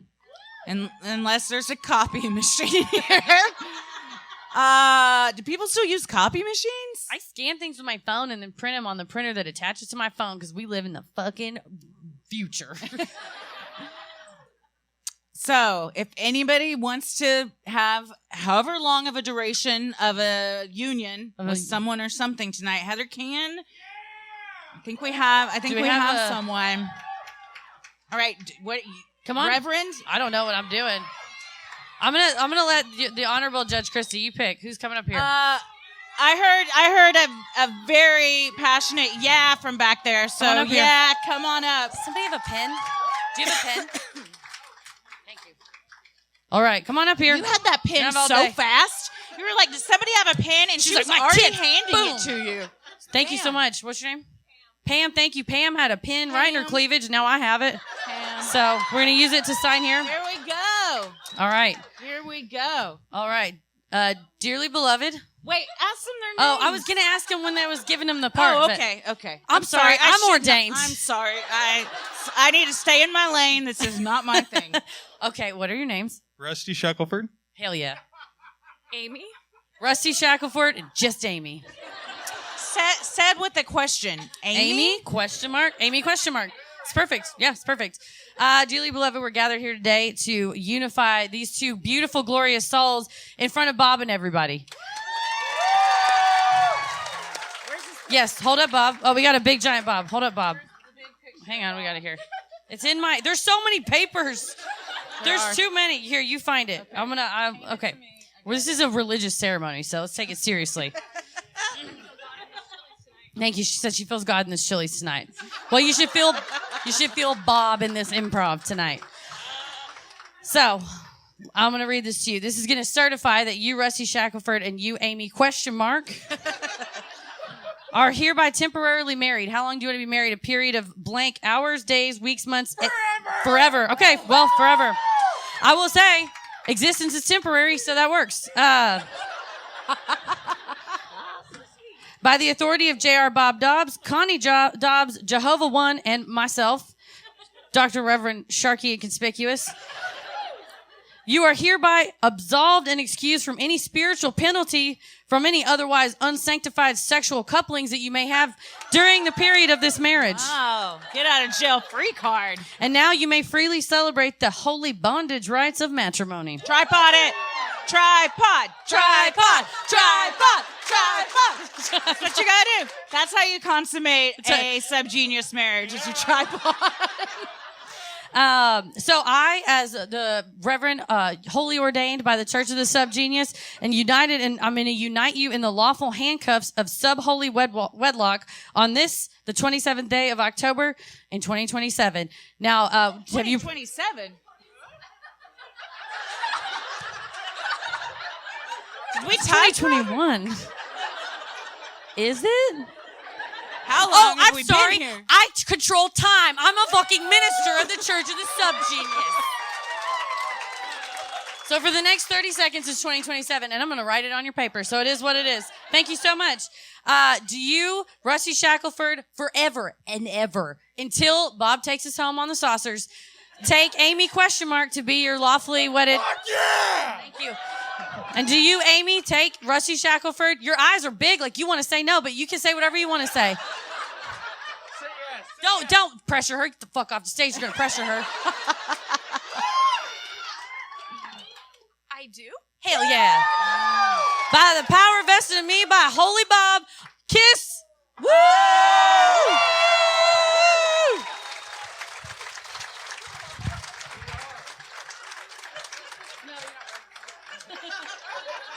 What did they say?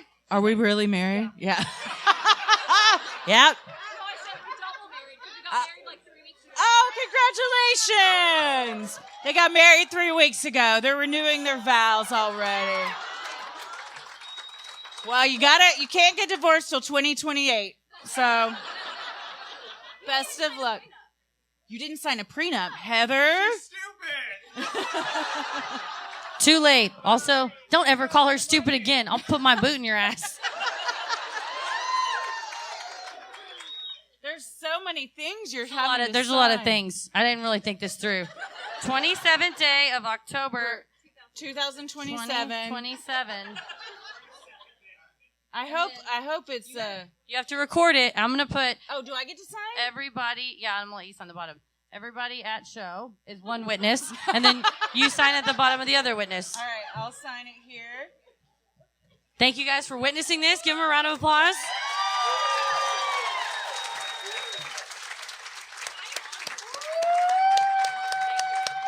Good job. Thank you so guys. much. Thank you. Wow. Woo! Congratulations. There's your pen. Quick on the draw with the pen. Thank you. Well, you might think, how could we top that? You know what's better than religion? The law. That's my religion. And the only God I pray to is Judge Christie. So, praise the judge. if you've listened to a live show, you know this is a segment that we do on our Patreon. So if you think this is really funny, then go subscribe to our Patreon. You can hear a lot of them. But Heather's gonna explain like what we do here. All right. What we normally do is we'll share a type of a grievance that somebody has. You disagree with somebody. You're mad about something. No bummers. No bummers. And then Christy will rule on it, and her rulings are final, and her jurisdiction is forever. And so, global. So normally I have a grievance. Usually I prepare them, or if I don't have one prepared, I like to get a suggestion from the audience, and I'll be inspired by that. So just yell one word out. Pets? Oh God. Or did she say wet or pets? Pet fight. Oh, let me think of a pet fight. Okay. So my dog is currently named Buffy. Mm-hmm. I acquired said dog many years ago when I was in otherwise relations with a different person than before times. And when I so acquired the dog, Buffy's name was Rihanna. I didn't know this. After Rihanna? Which other one is there? I don't know. Maybe he just liked the name. I don't know. My ex did not name the shelter. It was Dallas Animal Services. Okay. Named her Rihanna. But we had a little bit of a tiff over You and your ex. Yeah, among many things. And about naming the dog and like who should name the dog what or whatever. I'm insufferable, and so she's Buffy because I want to name her Buffy. But we had this argument over who should have naming rights over the pet. And my argument was because I signed the adoption certificate. It was Clear the Shelters Day, so it was free. They'll just give you a dog. Mm-hmm. And for her, it was I got what I paid for. No, she's great. Aww. She's fantastic.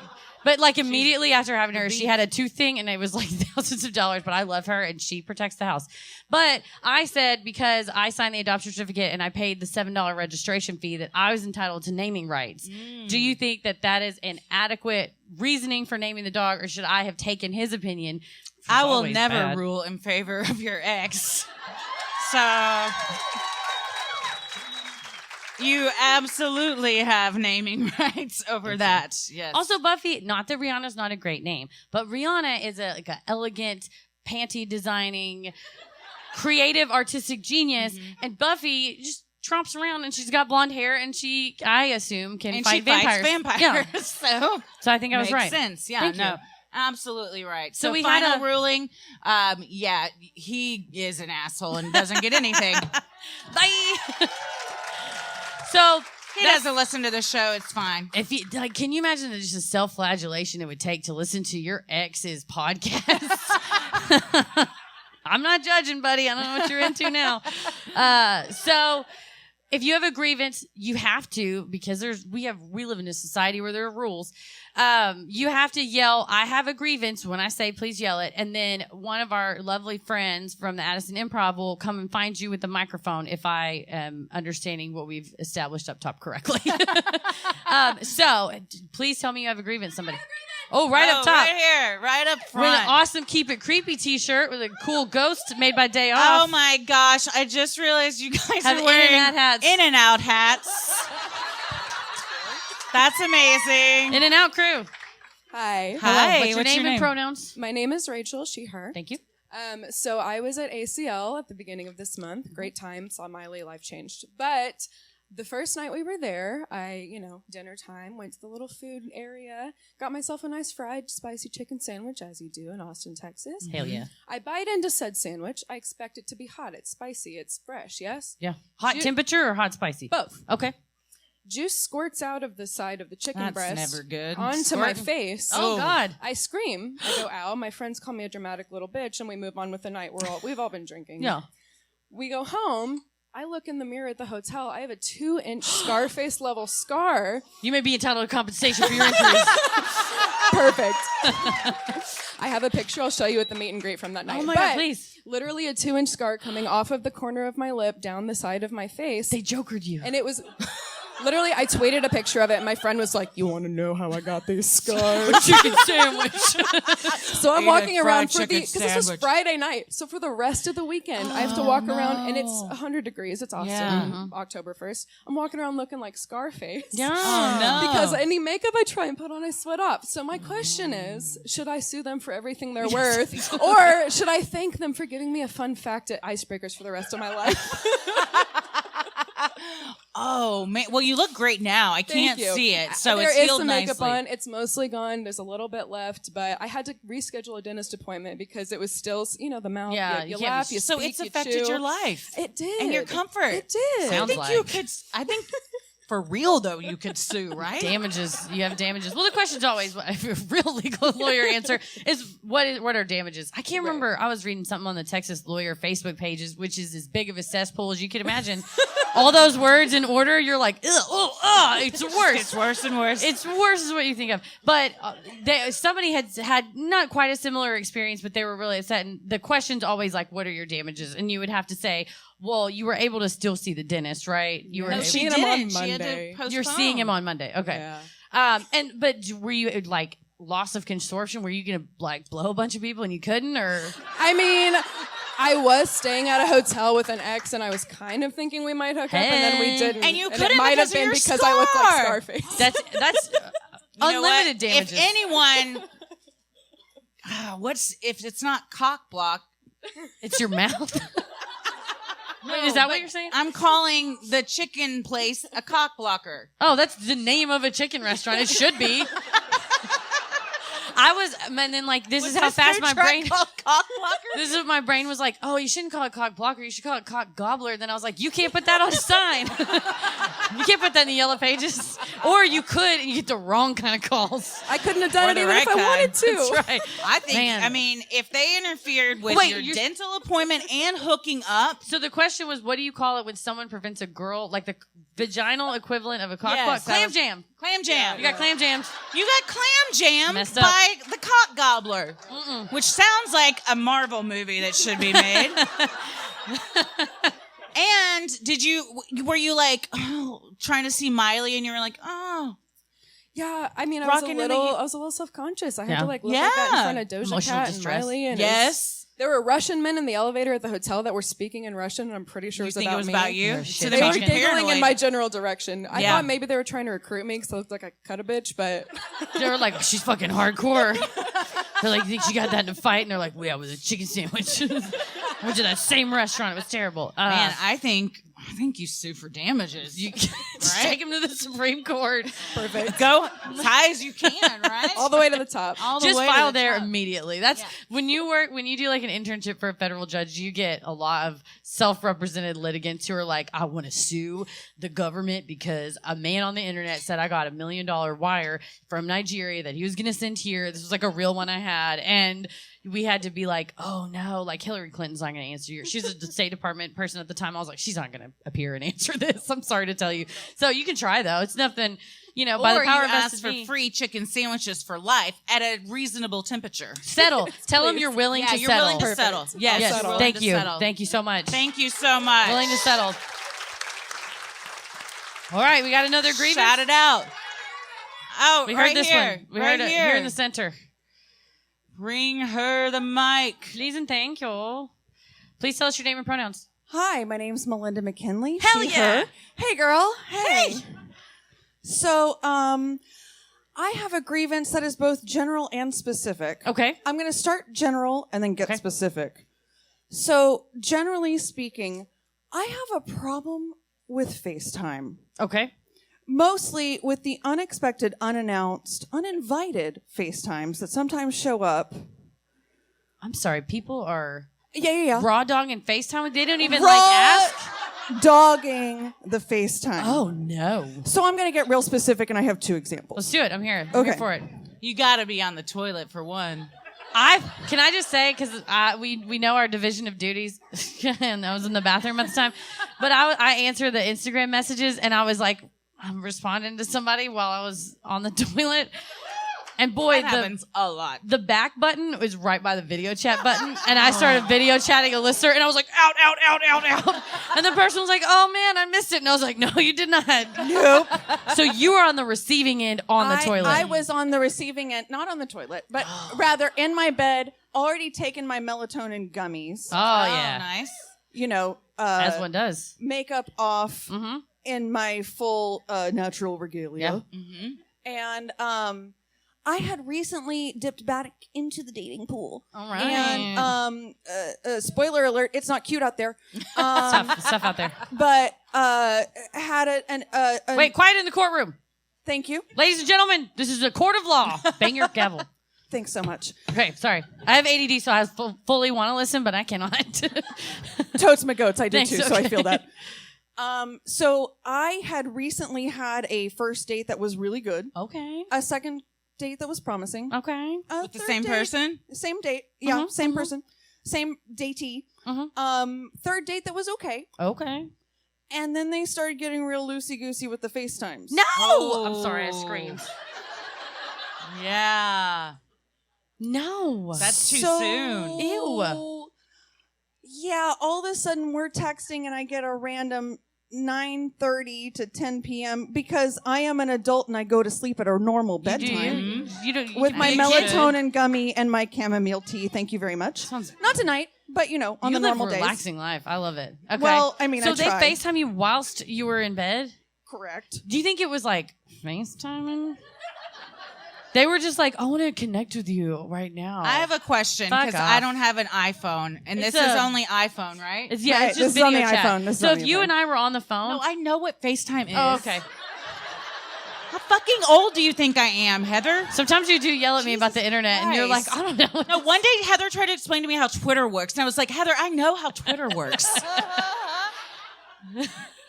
You actually explain more hip things to me because Tommy you're explains them to me, Okay, and that's I true. explain them to you. That's But my true. question is, and maybe I am the asshole because maybe you're about to say, if someone uses it, do you have to answer, or can you just decline it? No, you can decline. But Okay. I declined the first one, Okay. Yeah. and Oh, they he called back? immediately called Oh, again. That's too Ew. thirsty. FaceTime. That's too thirsty. Yeah, and I had already indicated in the chat that like I was winding down, going to bed. There's nothing more aggressive than when you're texting someone and then they take that text to a call and you're like, if I wanted to call you, I'd fucking call you. I'm texting from the toilet right now. Don't call me. No, and it's one thing to be like, can I call you? Or it would be nice to see you right now. Do you want to Right. FaceTime? But to me, this indicates that a person is very presumptuous and they think they can. I have a big, like, anal retentive streak of people controlling my time or like forcing me to do things I don't want to do.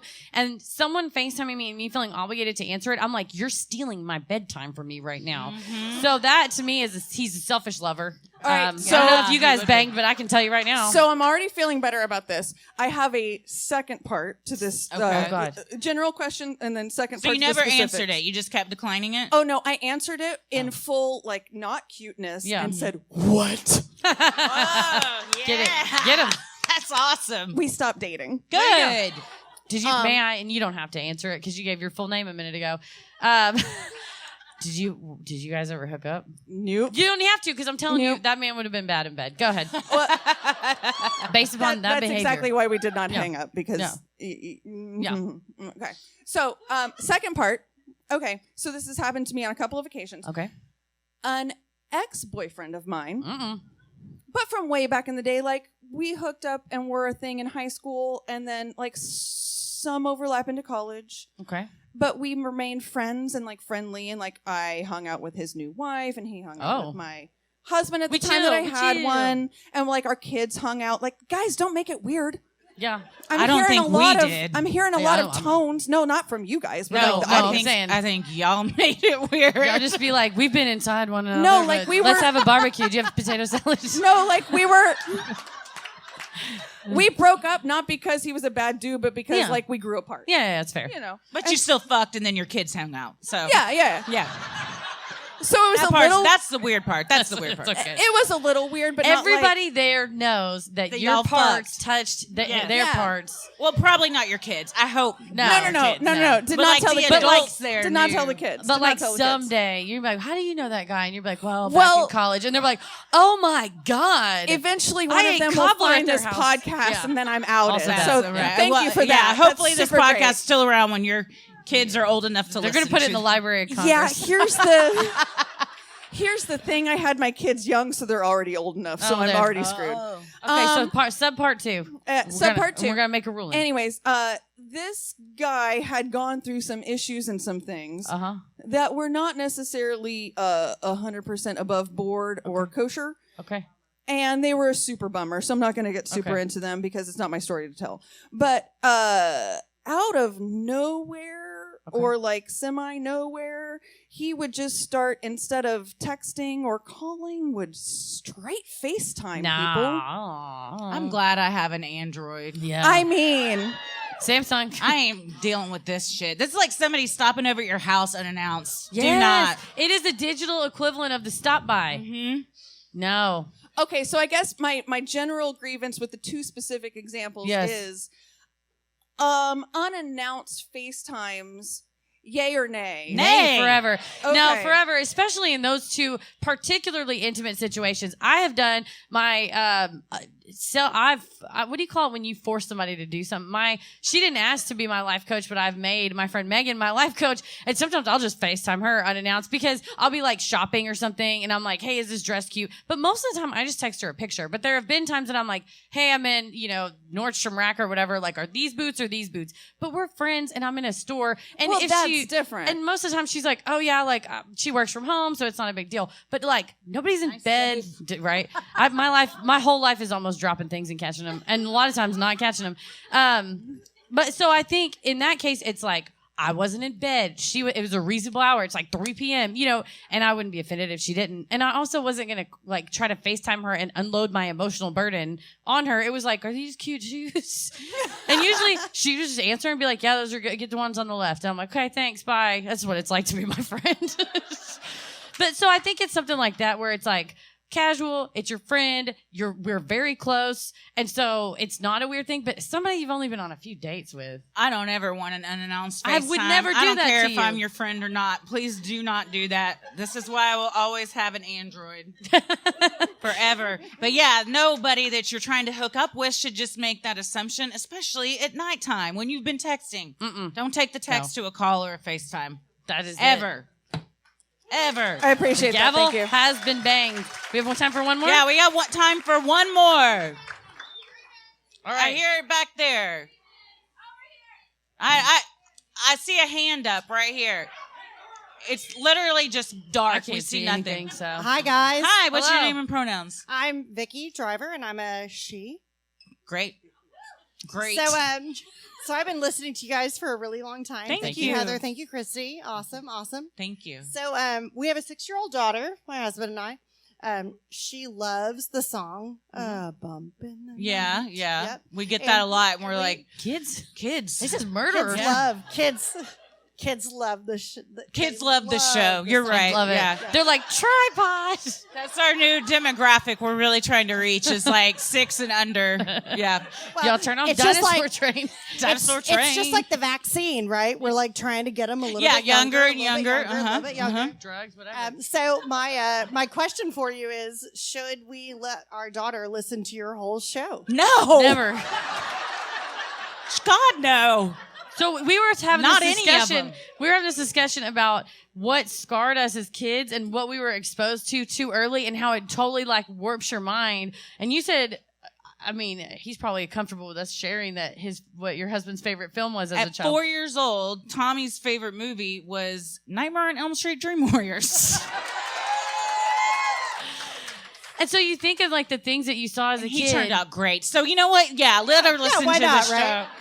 Well, and that's So I need a ruling. I need a ruling. Well, we're from getting there. Christy. We can rule and shut it down. We were going to talk about it for a while and use it as fodder for comedy, but you tell me. As long as she is still saying, "I'll kill you." Oh, that's great. Well, that's something we're not equipped to talk about. I don't have with any you. kids, so I love to just tell kids to do stuff and then leave.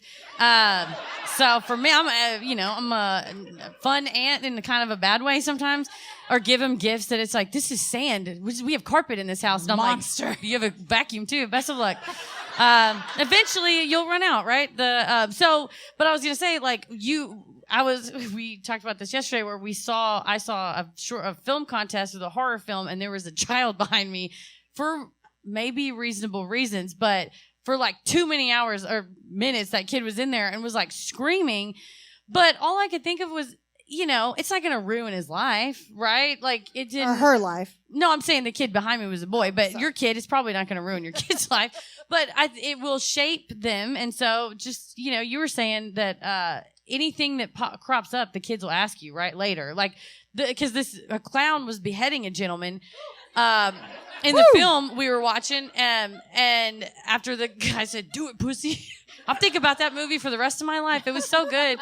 5 minutes of clown masks and screaming and just obscenities. But this kid was like, "Why is that happening?" And so I'm like, "Oh, you're going to have to unpack this later with your kid." Mm-hmm. And like Ronald McDonald's off limits forever. You can't take him to the Cece's Pizza in my hometown had a clown in it. Is that still a thing? Probably not. But so as long as you're comfortable accepting the consequences, I think, right? The kids just will ask you, and you have to. I mean, who am I to tell anybody what to do with their kid? That's not going to stop me from judging people, but I won't say it. I won't say it out loud, at least. But yeah, I mean, Ella, like, asks us, this is the girl that, like, at least once a week, she's like, "Mommy, what scares you?" And I'm like, tell me your deepest fears. all the time. Yeah, we're all being cryptids for Halloween. She's being the Loch Ness Monster. We were at the park the other day, and this mom's like, "What are you going to be for Halloween?" "Loch Ness Monster." "What?"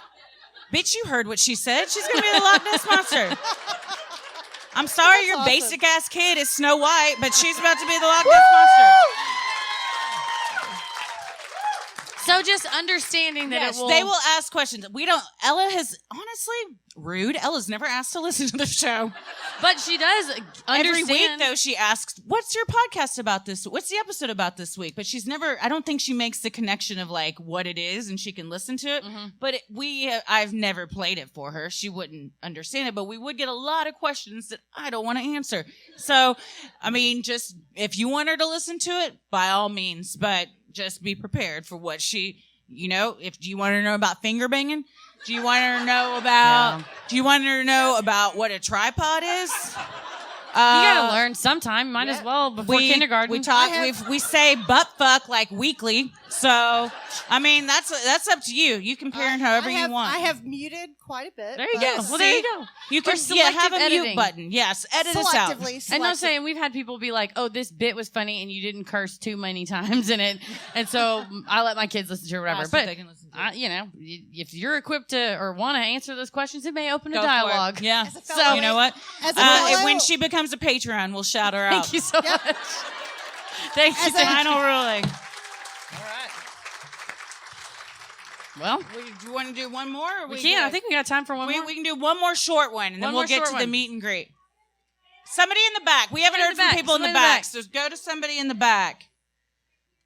I hear right here, such a meek little voice. I'm very upset. Right here, please give me the microphone. Hey, I'm Jalissa. She, her. Jalissa, thank you. Are you Patreon? I was. I recognize your name. No, thank you for supporting us ever. Thank you. Heather put you on blast. I No, apologize. a unique name. So hopefully no one listens have to you this ever know who I been? am. We recognize names from recognize your Patreon a names. lot, so we recognize your name. Thank you, thank you. So my grievance is kind of an old grievance now, but I'm still thinking about it. So me and a coworker, we got engaged, not to each other, to our partners the same night. Oh. And I don't like this coworker, so whenever she annoys me, I'm like, "Is that for real? Or am I just being a bitch?" So we got engaged the same night. And then when I told her the next day, she said, "Okay, well, I'm going to tell the staff meeting on Monday, and then you can make your announcement on Thursday at that staff meeting, okay?" And it annoyed me so much that I just kept it a secret for an awkwardly long time. Oh, no. Oh. So I would have email blasted out before that staff meeting. Send it. Yeah. And then they get in the Just staff a meeting like, big we ol' just want Zoom to meeting. congratulate Julissa on her engagement. The girl's like, I just wanted to say I actually also got engaged. And they're like, sure you did, Kelsey. Sit down. So was I right to be super annoyed by Yes, for sure. Because That's she's super. not. Were you were like separate, like independently? You got engaged, right? Yeah, like we weren't planning it. Well, Okay. and you're like on the same level, right? You're equivalent at work. She's yeah, not your no, boss. We're you're not her boss. colleagues. Yeah. So what was her justification? Why would she? I mean, did she say like because and like try to explain it? Technically, hers was at 9 p.m. Mine was at 10 p.m. Oh, go fuck We're yourself. like later in the evening. It's just my fiance Is got that? nervous. Did she try to get into like semantics like that? No, but she just said like, "Hey, I think I should say it first," and I was just kind of like so taken aback. I didn't know what to do. I'm like, Yeah, that's one of those situations that you don't expect, and then later you're like, "Oh, I wish I'd just said this," and then you Exactly. go on a Church podcast store. and bitch about her. Yeah, That's all the time. it's all part of the plan. good for you. So you didn't. She announced it Monday, and you just sat there in the staff meeting. Yeah, and then just Aw. on Thursday, I didn't say anything either, and then eventually people just like started finding out through conversation. Oh man. But yeah, She no, it just stole drove your me crazy. announcement. One of the most fun things about getting engaged is getting to brag about it to Oh, everybody. I know. She stole that from you. I know. Mm-mm. But I did get married first. Hell yeah. Oh, yeah. Got her. But You know what?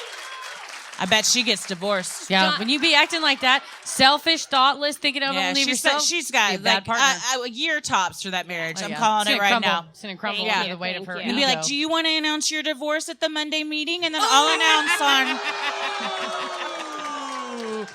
that. on Thursday that I'm pregnant. Oh, take You're that. super justified to be annoyed, and I feel like there's some way you can get back at her. You'll find. You lie in You'll wait. find your way. Karma has a way. Yeah, Yeah, lie in you'll Disney wait. get yours. Channel's Johnny Tsunami officiated my wedding, and I don't know if she can top that. I don't know if she can top it. How did that happen? Just a wonderful coincidence. If you guys are in Estes Park and you want to get married in Rocky Mountain National Park and you're eloping, he's around. Just walking around? Just like he was Did just you have to hiking and you email were like, him? hey, we recognize you? Wait a minute. Hold on. We were just in Estes Park. Gorgeous, by the way. Did not see Johnny Tsunami? Is that a Disney film? Yeah. Wow. So is it an actor or like a person? He's an who- actor. Oh, okay. So it's was he? Did you like Google and you were like, who can marry us today? And he came up, or you ran into him at like Ed's Cantina where we went for? don't get the case. Did not have good queso. So we eloped, and you can Google elopement services, and he officiates weddings. in Estes Park. Wow, Does he- because he has to now. I mean, maybe he did. You know, he did a wonderful job. Does he wear the Hawaiian shirt and the board shorts? No, there's no surfboard oars. No, But does he did do have a it nice as scarf. Johnny Tsunami or as his real name? He's like, serve Brandon some kids. Baker. Brandon what? Baker. Brandon Baker. So he does it as himself. Yes. I pulled up the Wikipedia page. My goodness. Oh my. He is trying to distance himself. You're like, can you be Johnny Tsunami? And he wants to be like a ordained person taken seriously. Yeah, we take our oaths seriously when we become ordained. It's extremely serious. The temperature is down, but the surf is up, calls out the VHS cover. Man. I have never seen this. I haven't either, but I knew that name. I thought it was a cartoon, but it's Well, turned live congratulations action. on that. And I think you're right that she can't beat that. So Has she gotten Thank married you. yet? No, not yet. it's not Probably going to happen. won't. Not going to happen. Probably He's going to won't. dump her. He's going to dump her before it gets there. And even if she does, it's not Johnny Tsunami. So whenever she's like, "Oh, I got married this weekend," you're like, "Oh, was it a Disney Channel star?" No. Good luck with your marriage. Yes. Final ruling. You have every right to be pissed. And congrats on your marriage. And she says, You are blessed. All right. well, thank you guys so much for coming out Thank you so much. tonight. Oh yes, before we have some giveaways from our Instagram contest. Amber Wilcox. Amber Wilcox. Where's Amber? Wearing the tour shirt. Nice. Thank you so much. And we have another one too. We did a special one because we have a Patreon supporter who we love very much. We love all of our Patreon supporters, but she's a fellow creator and just a writer, and we connect. And she flew all the way here from Florida. Victoria. This was not only did she fly here from Florida, it was her first time ever on a plane and her first time leaving the state. And she did it to come see our show. Sorry that you came from Florida to Texas. She's amazing. Go follow her on TikTok. She makes wonderful TikTok videos of us.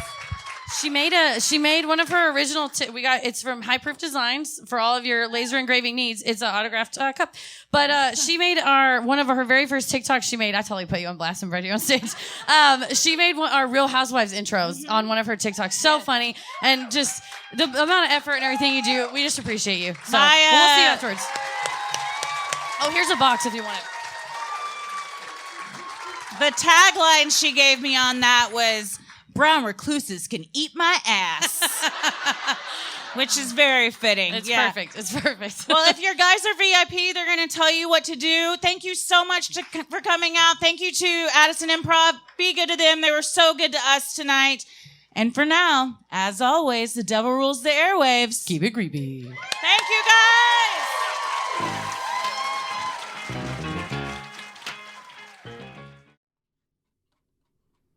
Thank you so much for supporting the show on Patreon. Here are your special Patreon shout-outs. Brittany Winters. Sarah Jones. Brittany. Brooke Salter. Angelina Maria. Stephanie Rudolph. Alexa Mummery. Annie Mae Flores. Kinsey Christ. Lena Lamache. Julie Moore. Stephanie Brown. Stephanie Peters. Anna Thomas. Jonathan C. Sells. Ashley Duffy. Jacqueline Bortz. Kelsey McPherson. Callie Gerst. Rachel B. Anonymous. Ooh, you think it's just... It's the Anonymous. The Anonymous? Oh, yeah. Sarah Summers. Hillary Breen Bertel. Emma Wolf. Olivia Williams. Cassidy Ibsen. Erica. Marcy Ray. Lauren Daly. Cade Larson. C. Crichton. Leah Dickey. Angel. Florence Dupuis. Ursula. Kate Navarro. Jenny May. Kit Supernova. Crystal Solace. Brooks. Natalie Stevens. Christina M. Schwerian. Sarah Spradling. Stacy Ford. Jess Clark. Leah. Cheryl G. Molly Connolly. Kara Dylier. Rachel Druby. Nicole B. Molly Berglund. Kayla Chrisman. Sky. Kate Stern. Ann Keith. Elizabeth Jones. Christina Zuniga. Emily. Jill Weikart. Lauren Heron. Kelly Goswick. Nicole Clark. Angela Mayer. Sarah Holler. Heather Redman. Samantha Campbell. Mariana P. Martinez Ugarte.